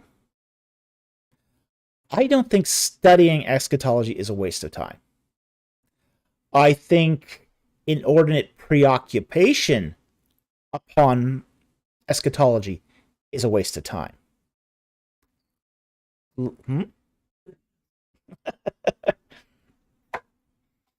I think if people put as much into the rest of the Bible as they do into eschatology, we would have some really, really solid, biblically literate Christians. I think a lot of people put way too much effort into eschatology. The Bible doesn't even put that much effort into it. You know, the purpose of eschatology is so you're not caught unaware. But if all you're doing is studying eschatology at the expense of the rest of Scripture, wow, you are putting the secondaries as a primary. You know, you're not putting the focus where it needs to be. You know, I think eschatology can be a good thing to study. I think it'd be very profitable to study if it's studied correctly, of course. I think there's definitely profit in it. I mean, first of all, you know, the book of Revelation says, you know, he who reads the book will be blessed. You know, it's the only book of the Bible that comes with a blessing. So reading the book of Revelation will bless you. Inordinate focus upon it can be problematic, especially when you start sort of getting into things such as newspaper prophecy, newspaper eschatology, where you try to correlate the events of Revelation with the current events of the day. Now, I understand that sort of activity is recontextualization. Prophecy is intended to be used in that way, so that's not an inordinate use, but it can get to a point where it's just a little excessive, wrong. It's not done carefully. So I think recontextualization done carefully can be appropriate. I think done recklessly can be incredibly dangerous. So again, it's a yes or no answer.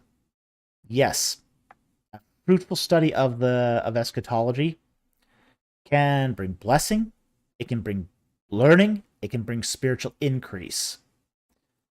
Inordinate focus, improper exegesis, and basically, you know, where you ignore the rest of the Bible for the sake of it, yeah, that's a waste of time. It's not good. Nobody wins. So, anyway, that is going to be that's my opinion on eschatology. I'm still considering doing a series on the Book of Revelation because I think there is something there that's profitable. I think it's a great way to start learning more about the Old Testament too, because that's really where the focus is on that. So anyway, thank you very much for the super chat. I hope that helped. Really, really appreciate the question.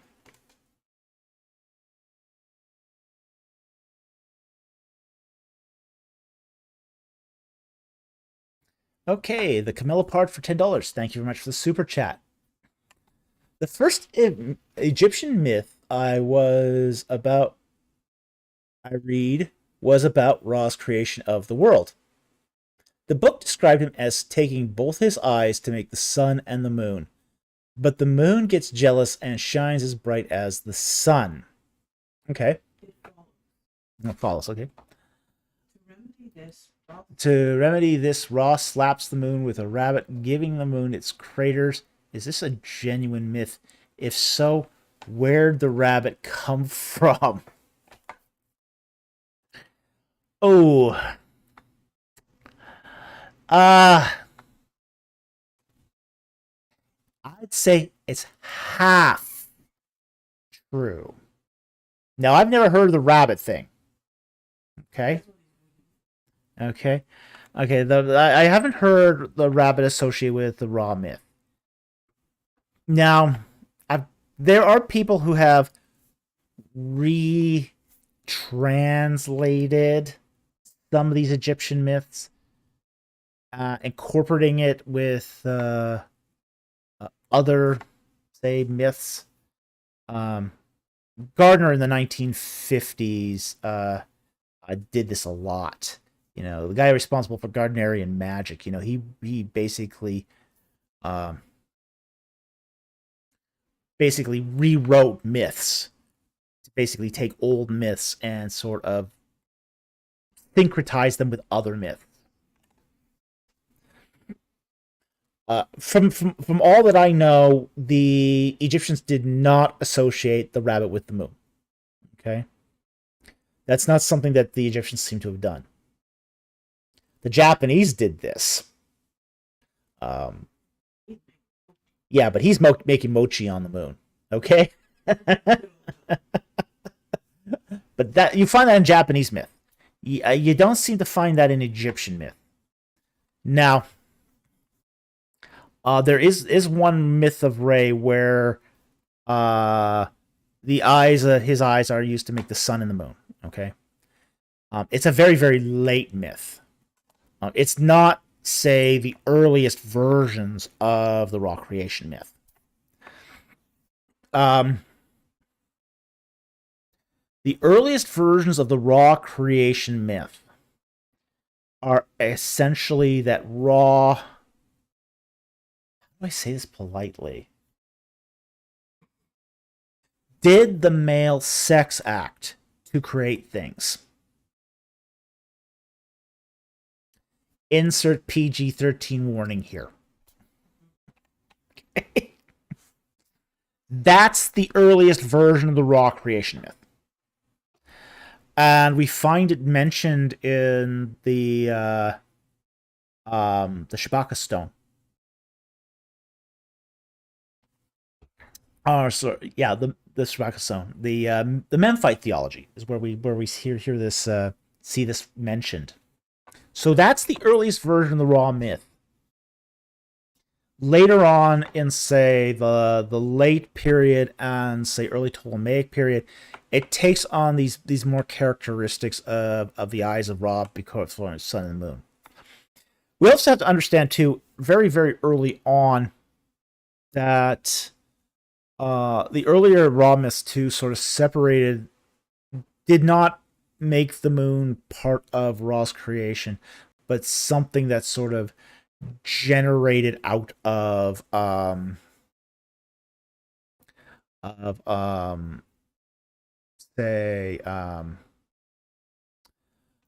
Osiris and the creation myths of Atum-Re. Those tended to be more that Ra created the gods. Okay. And Ra's created the sun. He's the solar deity. He creates the sun. He was born on, the egg. There was, in the beginning, was the primordial waters, and from the primordial waters sprung an egg. And Ra hatched out of the egg. I mean, he is a falcon deity. Of course, he came from an egg. And he starts creating the gods, doing his thing. He creates the earth, doing his thing. And one of those gods happens to be Thoth, and Thoth was where the moon comes from. So, these myths develop over time. So, various myths are going to take on a different character as time goes on. But as far as I know, the rabbit is not important a part of this. Now, there is a rabbit deity in Egyptian religion, Wenut. She's goddess of the hair gnome. Okay, but she's not directly associated with the Ra creation myth in that way. So anyway, that's about all I can tell you about this. The myth that elementary school just made up the shit. So the myth I read in elementary school just made up the rabbit. What a jip. Yeah, sorry. Sorry. Yeah. Not everything you were taught in elementary school is correct. It's terrible to say that, but it's also true, unfortunately. But anyway, I thank you for the super chat. Interesting question, but I would have loved it if there was a rabbit as part of that myth, but no. No, that seems to be a combination of Egyptian and Japanese myth. That seems to be what's going on there. So, thank you very much for the super chat and a great question. Okay.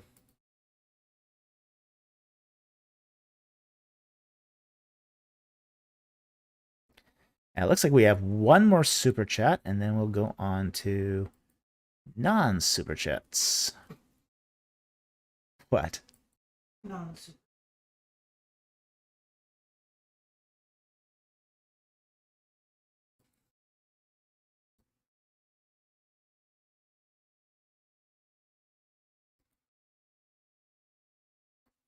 All right, what's the takeaway here for $5? Thank you very much for the super chat.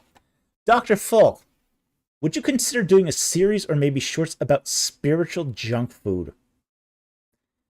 Interesting. Interesting. Yes, I would. Yeah, I'd consider doing a series on, or at least a single video on spiritual junk food.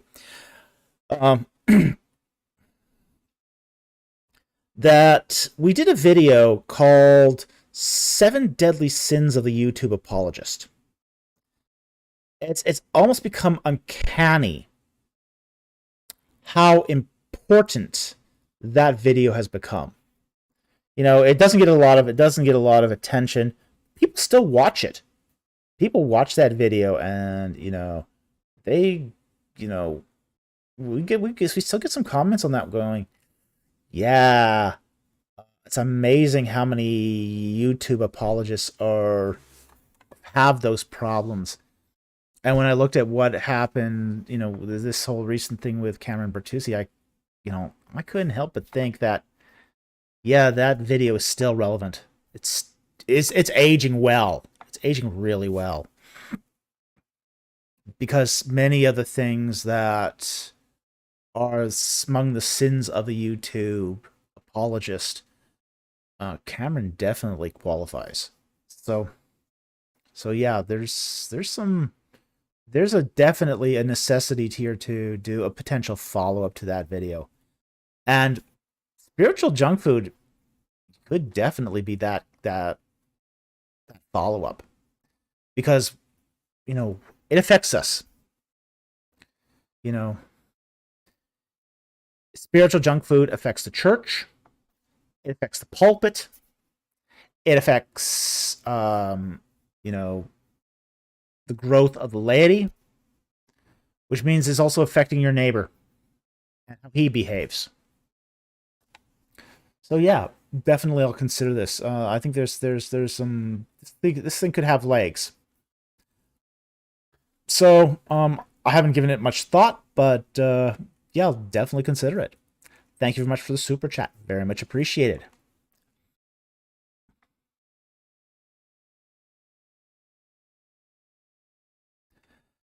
Sentinel Apologetics for $5 Australian. Thank you very much, and it's good to see you here tonight. I hope you're going to join us for the after party tomorrow, which is at 4 p.m. Pacific Standard Time. I know that's probably not the best time in the world for you, but I would really appreciate having you there. Since tomorrow is when the great debate's happening. So, and you say, your best friend, scholar in residence, Captain Christianity, Cameron, has succumbed to the great, holy, and only true church, Roman Catholicism. Oh boy. We have gotten a lot of comments on that tonight. I think the whole social media sphere is right now up, just up in an uproar of this.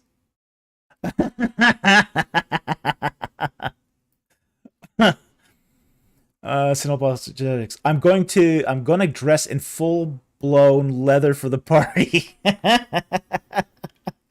Well, keep it PG-13, okay?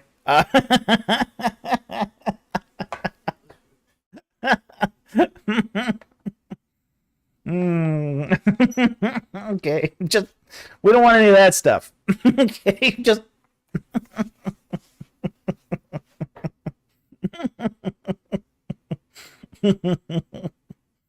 hey, I live in Vancouver. You see this all the time here. Sorry.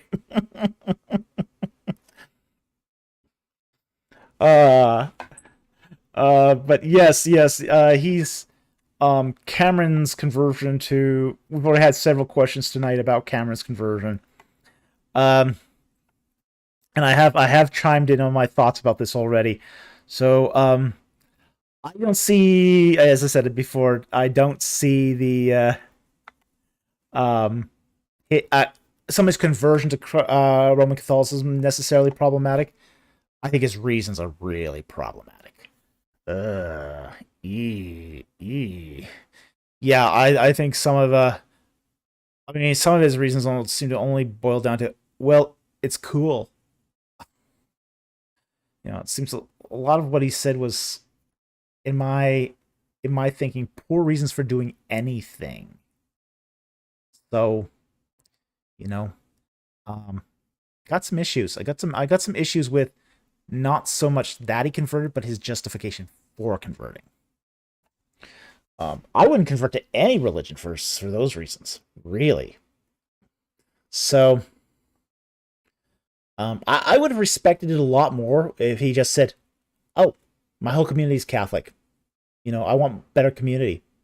Then it's meeting my community needs." Yeah, okay, I get that. That I totally respect. This, not so much. So, anyway, I want to thank you for that super chat, and very, very much appreciate it.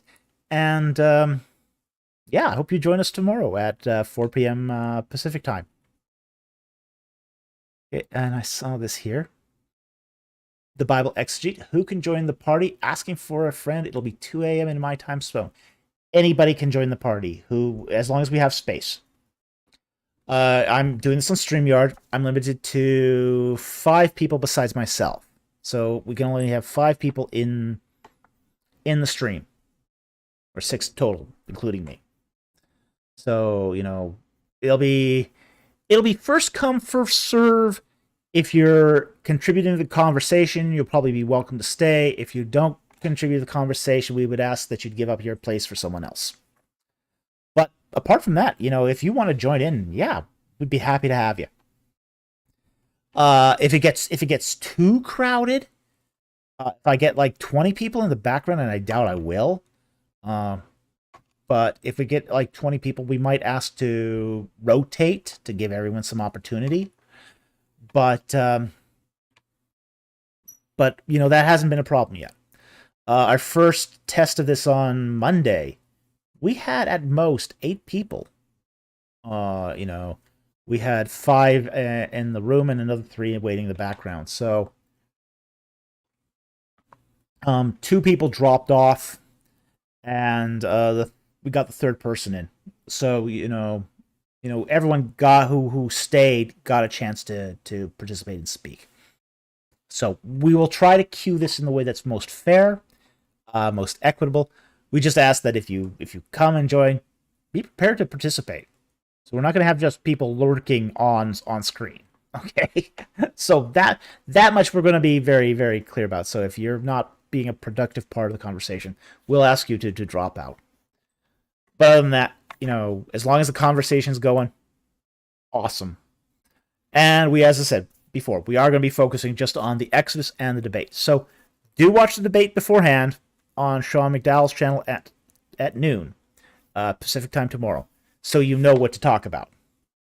So anyway, I hope that answers your question. Thank you very much, and I hope to see you there tomorrow. Now, wow. A very, very generous super chat from Jack Ray. Wow, thank you very much. You've been very, very generous to us lately.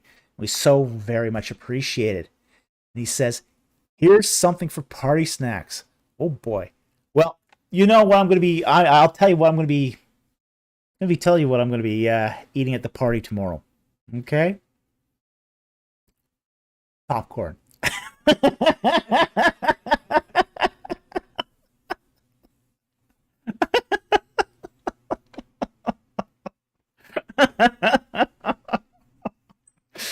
Yep, I'm going to be eating popcorn live on the air.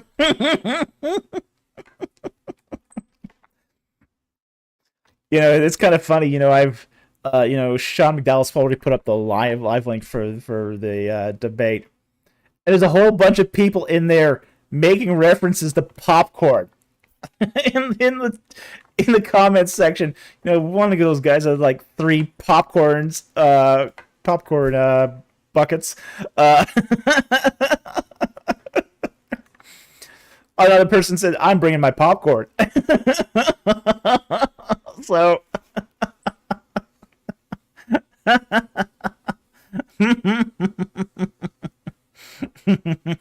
So yes. So the snack of the day is going to be popcorn. And I do very, very much appreciate funding the snacks. I still love the pizza. We had a pizza after Monday, and it was very, very welcome. So thank you very much for supporting the channel. Thank you very much for the party snacks, and thank you very much for participating too. It's great to have you here. So thank you so very much for being so generous to us.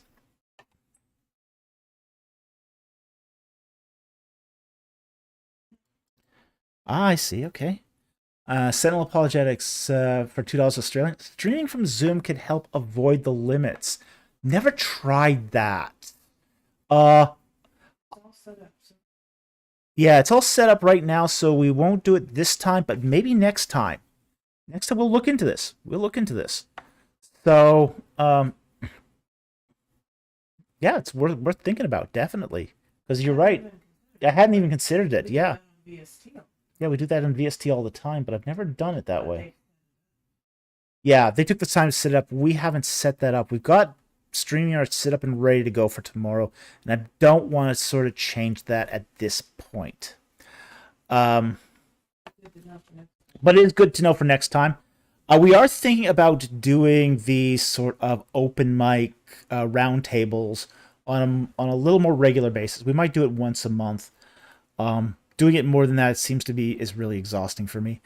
But it depends, if people love it, we'll of course continue to do it. But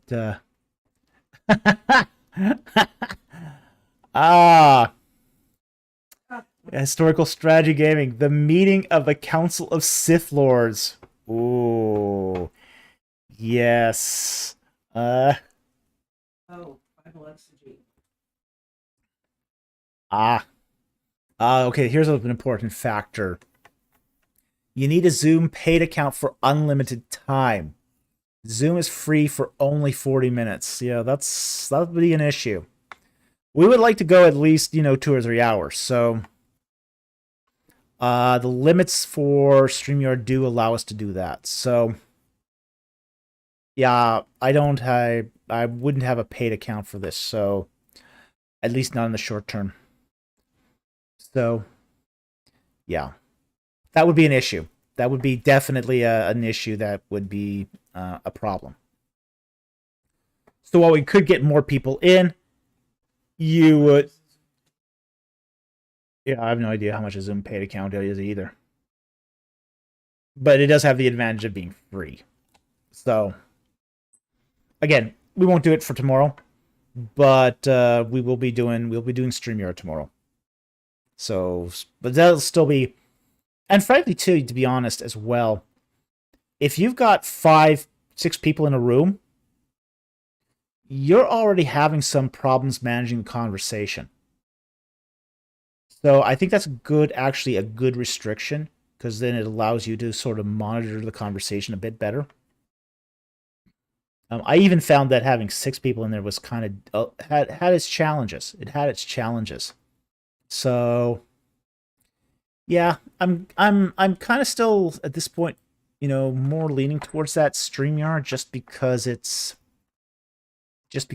in some ways would be easier to manage. I mean, I know on Zoom you can blank out everybody, but you don't really want to do that if you've got a conversation going. So, uh, Cole Walker said that Zoom is 150 per year for personal and 200 for business. Not what sure this could. It probably counts as a business, just because 200 Canadian 200 Canadian. Okay, is okay, that's not too bad for a yearly subscription though. If we had, yeah. So yeah. So, but it's something to think about, and we'll consider it. We will consider it, especially if it means an improvement in the way we sort of deliver content. So, think about it. Okay, it is almost 11:30, so we've almost gone 3 hours. Oh, Sentinel apologetics for $2 Australian. Thank you for a super chat. HSG revealed my secret party dress, Kendo Bogu. Uh, you've lost me. Okay. Um, who is HSCG? Um, yeah. Uh,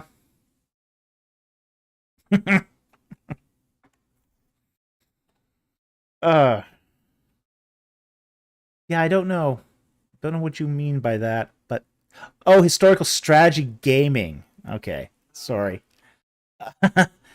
Okay, I get it. All right. Okay, I understand. Yeah, you just popped it in historical strategy gaming. yeah. Uh huh. Gotcha. Council of the Sith Lords equals my party dress as Kendo Jedi. Gotcha. Okay. Well, you're definitely on the Council of Sith Lords, especially after that last live stream. Schnook. Mmm. Oh, Darshnook.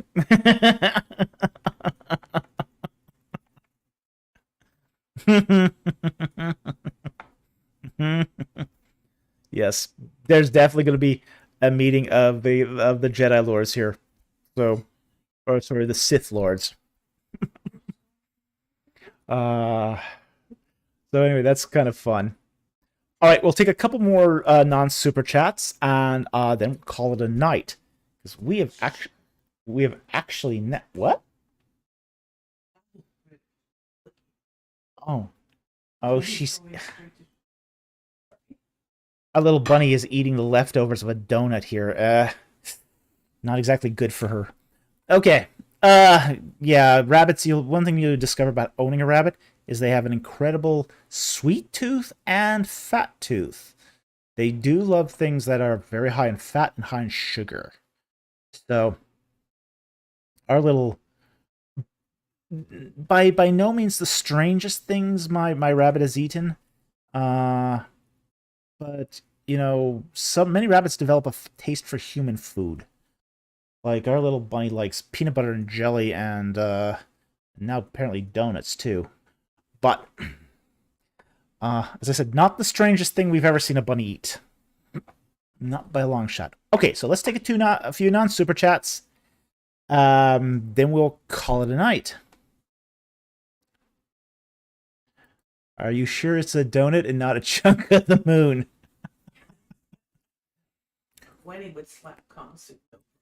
Yeah, we had this little mini Rex who absolutely would eat anything.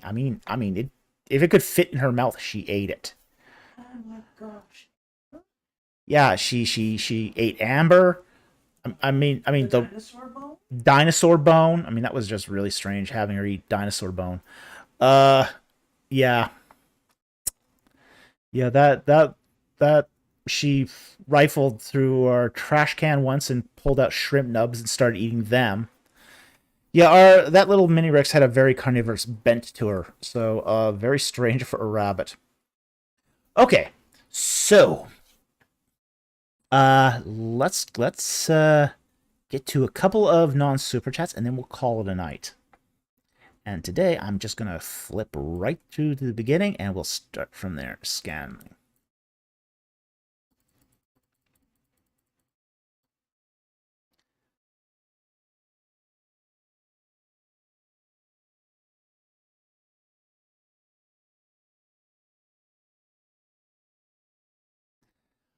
I see a question here by Saint Ronan. Good evening, Dr. Falk. What was Bach's favorite instrument, or which instrument did he start with? Serious question, by the way. I don't know. I actually don't know much about the history of Bach. I just take his sheet music. I got his collection of sheet music, and basically play it on the guitar. That's what I do with Bach. So I don't know what he actually. I would imagine he did most of his composition on either the, I don't know, piano or harpsichord. I don't know what exactly he would have used to compose. So don't know. I don't know the history of music that well, so I just like his stuff. So anyway, thank you for the question, but can't answer it. Not a music historian. I'm an Egyptian historian. Okay.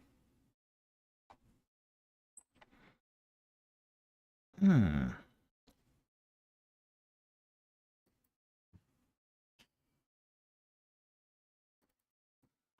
Uh,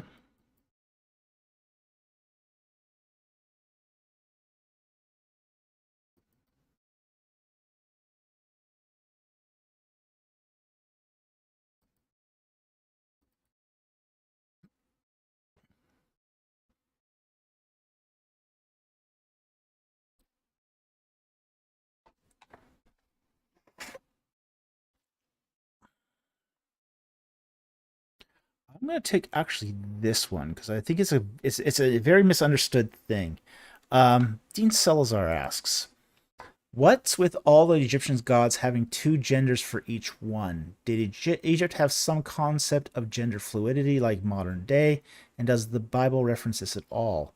Okay, last question. No, Bible doesn't reference this at all. First question. That's a misunderstanding of Egyptian iconography. Egyptian gods didn't have two genders. Each god had one gender. Okay? And we find this, very, very clear in the language. Now, a god in Egypt could have the attributes of, say, another gender. Like, for example, the god Happy is probably the big example of this. He's the god of the Nile, but he also has the breasts of a woman.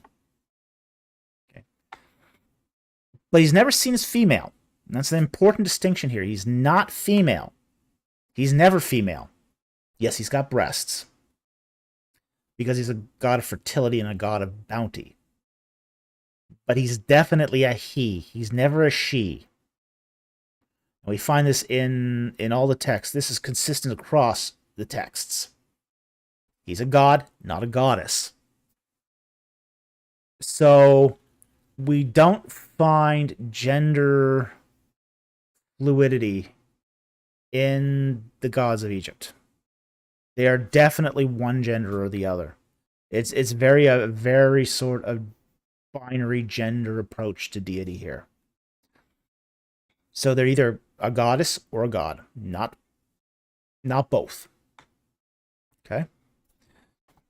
And this is true through all of the history of Egyptian religion. So, no, they did not have any concept of gender fluidity.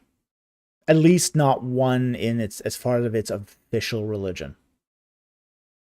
And I think any evidence that sort of suggests that it is I've heard some papers on this, and they're really, really badly done papers, honestly. So I've never heard of a convincing case of gender fluidity in Egypt. Now, with that said, there are, say, there's some small evidence of, say, homosexuality in Egypt, but that's never seen as a change of gender. So this is just something that you just don't find in Egypt. So anyway, I hope that answers the question. It is one that's often misunderstood because you do hear people who try to make the claims to that effect, but there's really nothing there to support the claims in other than a very subjective modern interpretation of iconography. So that's usually the source of all of this. Is it's a modern scholar who is looking at the iconography without the texts, and then is making their interpretation based upon what they subjectively see. So I hope that answers the question. Thank you very much for the question. Let's see what else we have.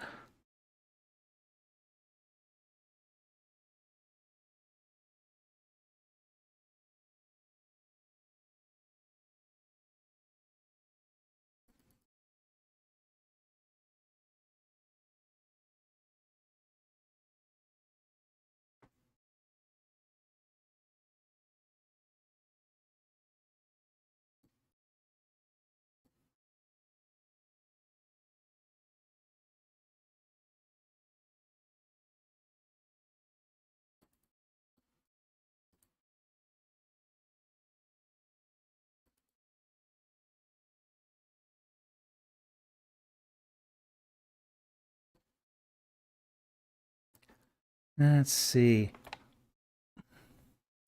Brick Creation. Is Esther a pagan name? No. It's not a pagan name. It's it's not. I mean, I know there are people who try to relate it to Ishtar. No, it's not related in any way.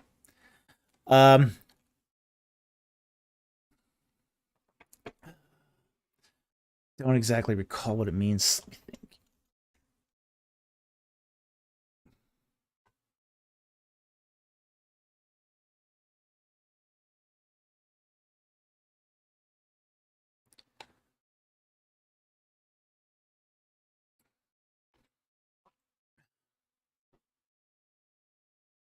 Yeah, we do find that this is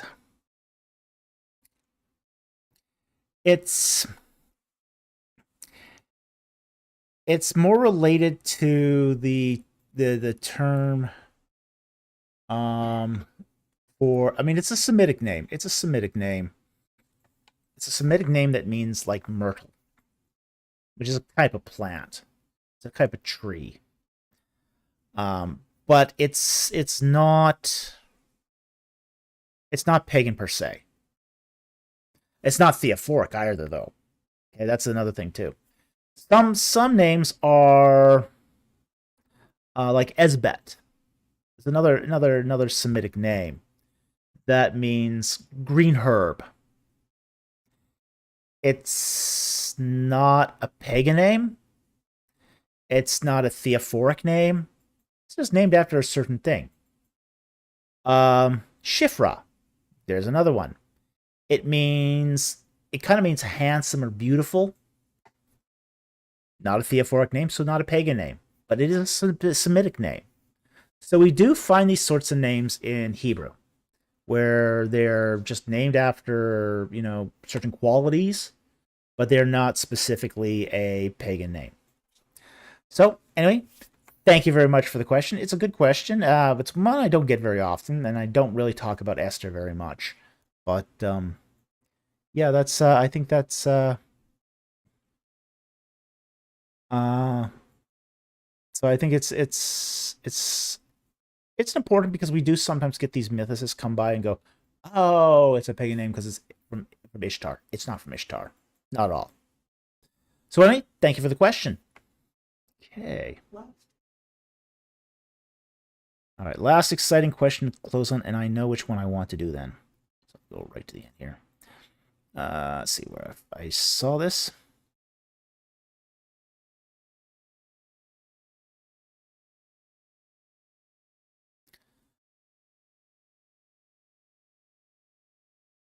Okay, I see this question, and this will be the last question of the night. And it comes from, we're going to take this one from Genesis 1:1. Interesting name.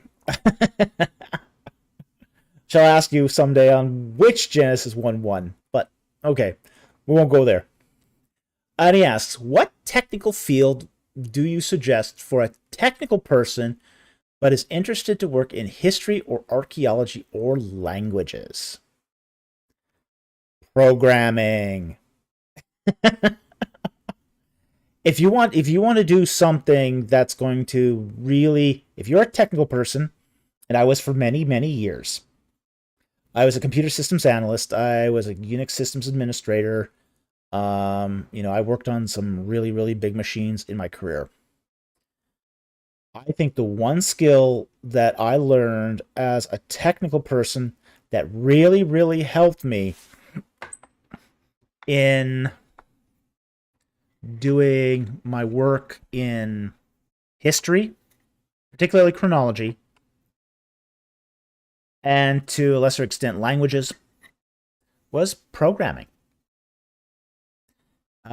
Because if you want to make technology work for you as, say, an archaeologist, or as somebody who does linguistics or other kinds of digital humanities, programming is really a great way to go.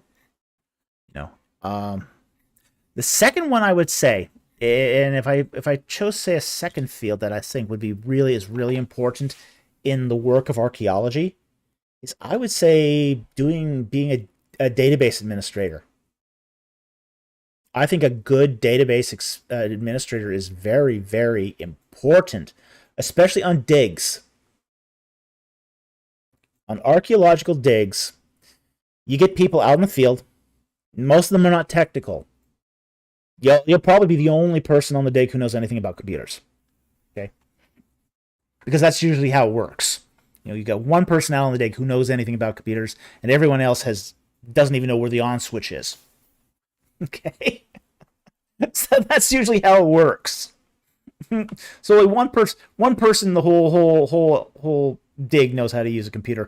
So they'll be putting you on the computer first of all. And there'll be one computer set up. They'll have their little gas generator going, and it's running the computer for 3 hours, and you are expected to get the database up, get it running, to create the schema, to make sure that the input program works correctly. Because one of the things is that when people are out on the digs and they're in the field, they're doing these little finds, like little pieces of pottery, maybe a bit of oil lamp. They might find a bead. They're going to be putting the input on paper, where they found it in the grid, what grid, a description of the item, what it's made of. They'll have all these sort of tabular data. And at night, somebody has got to input that into the database.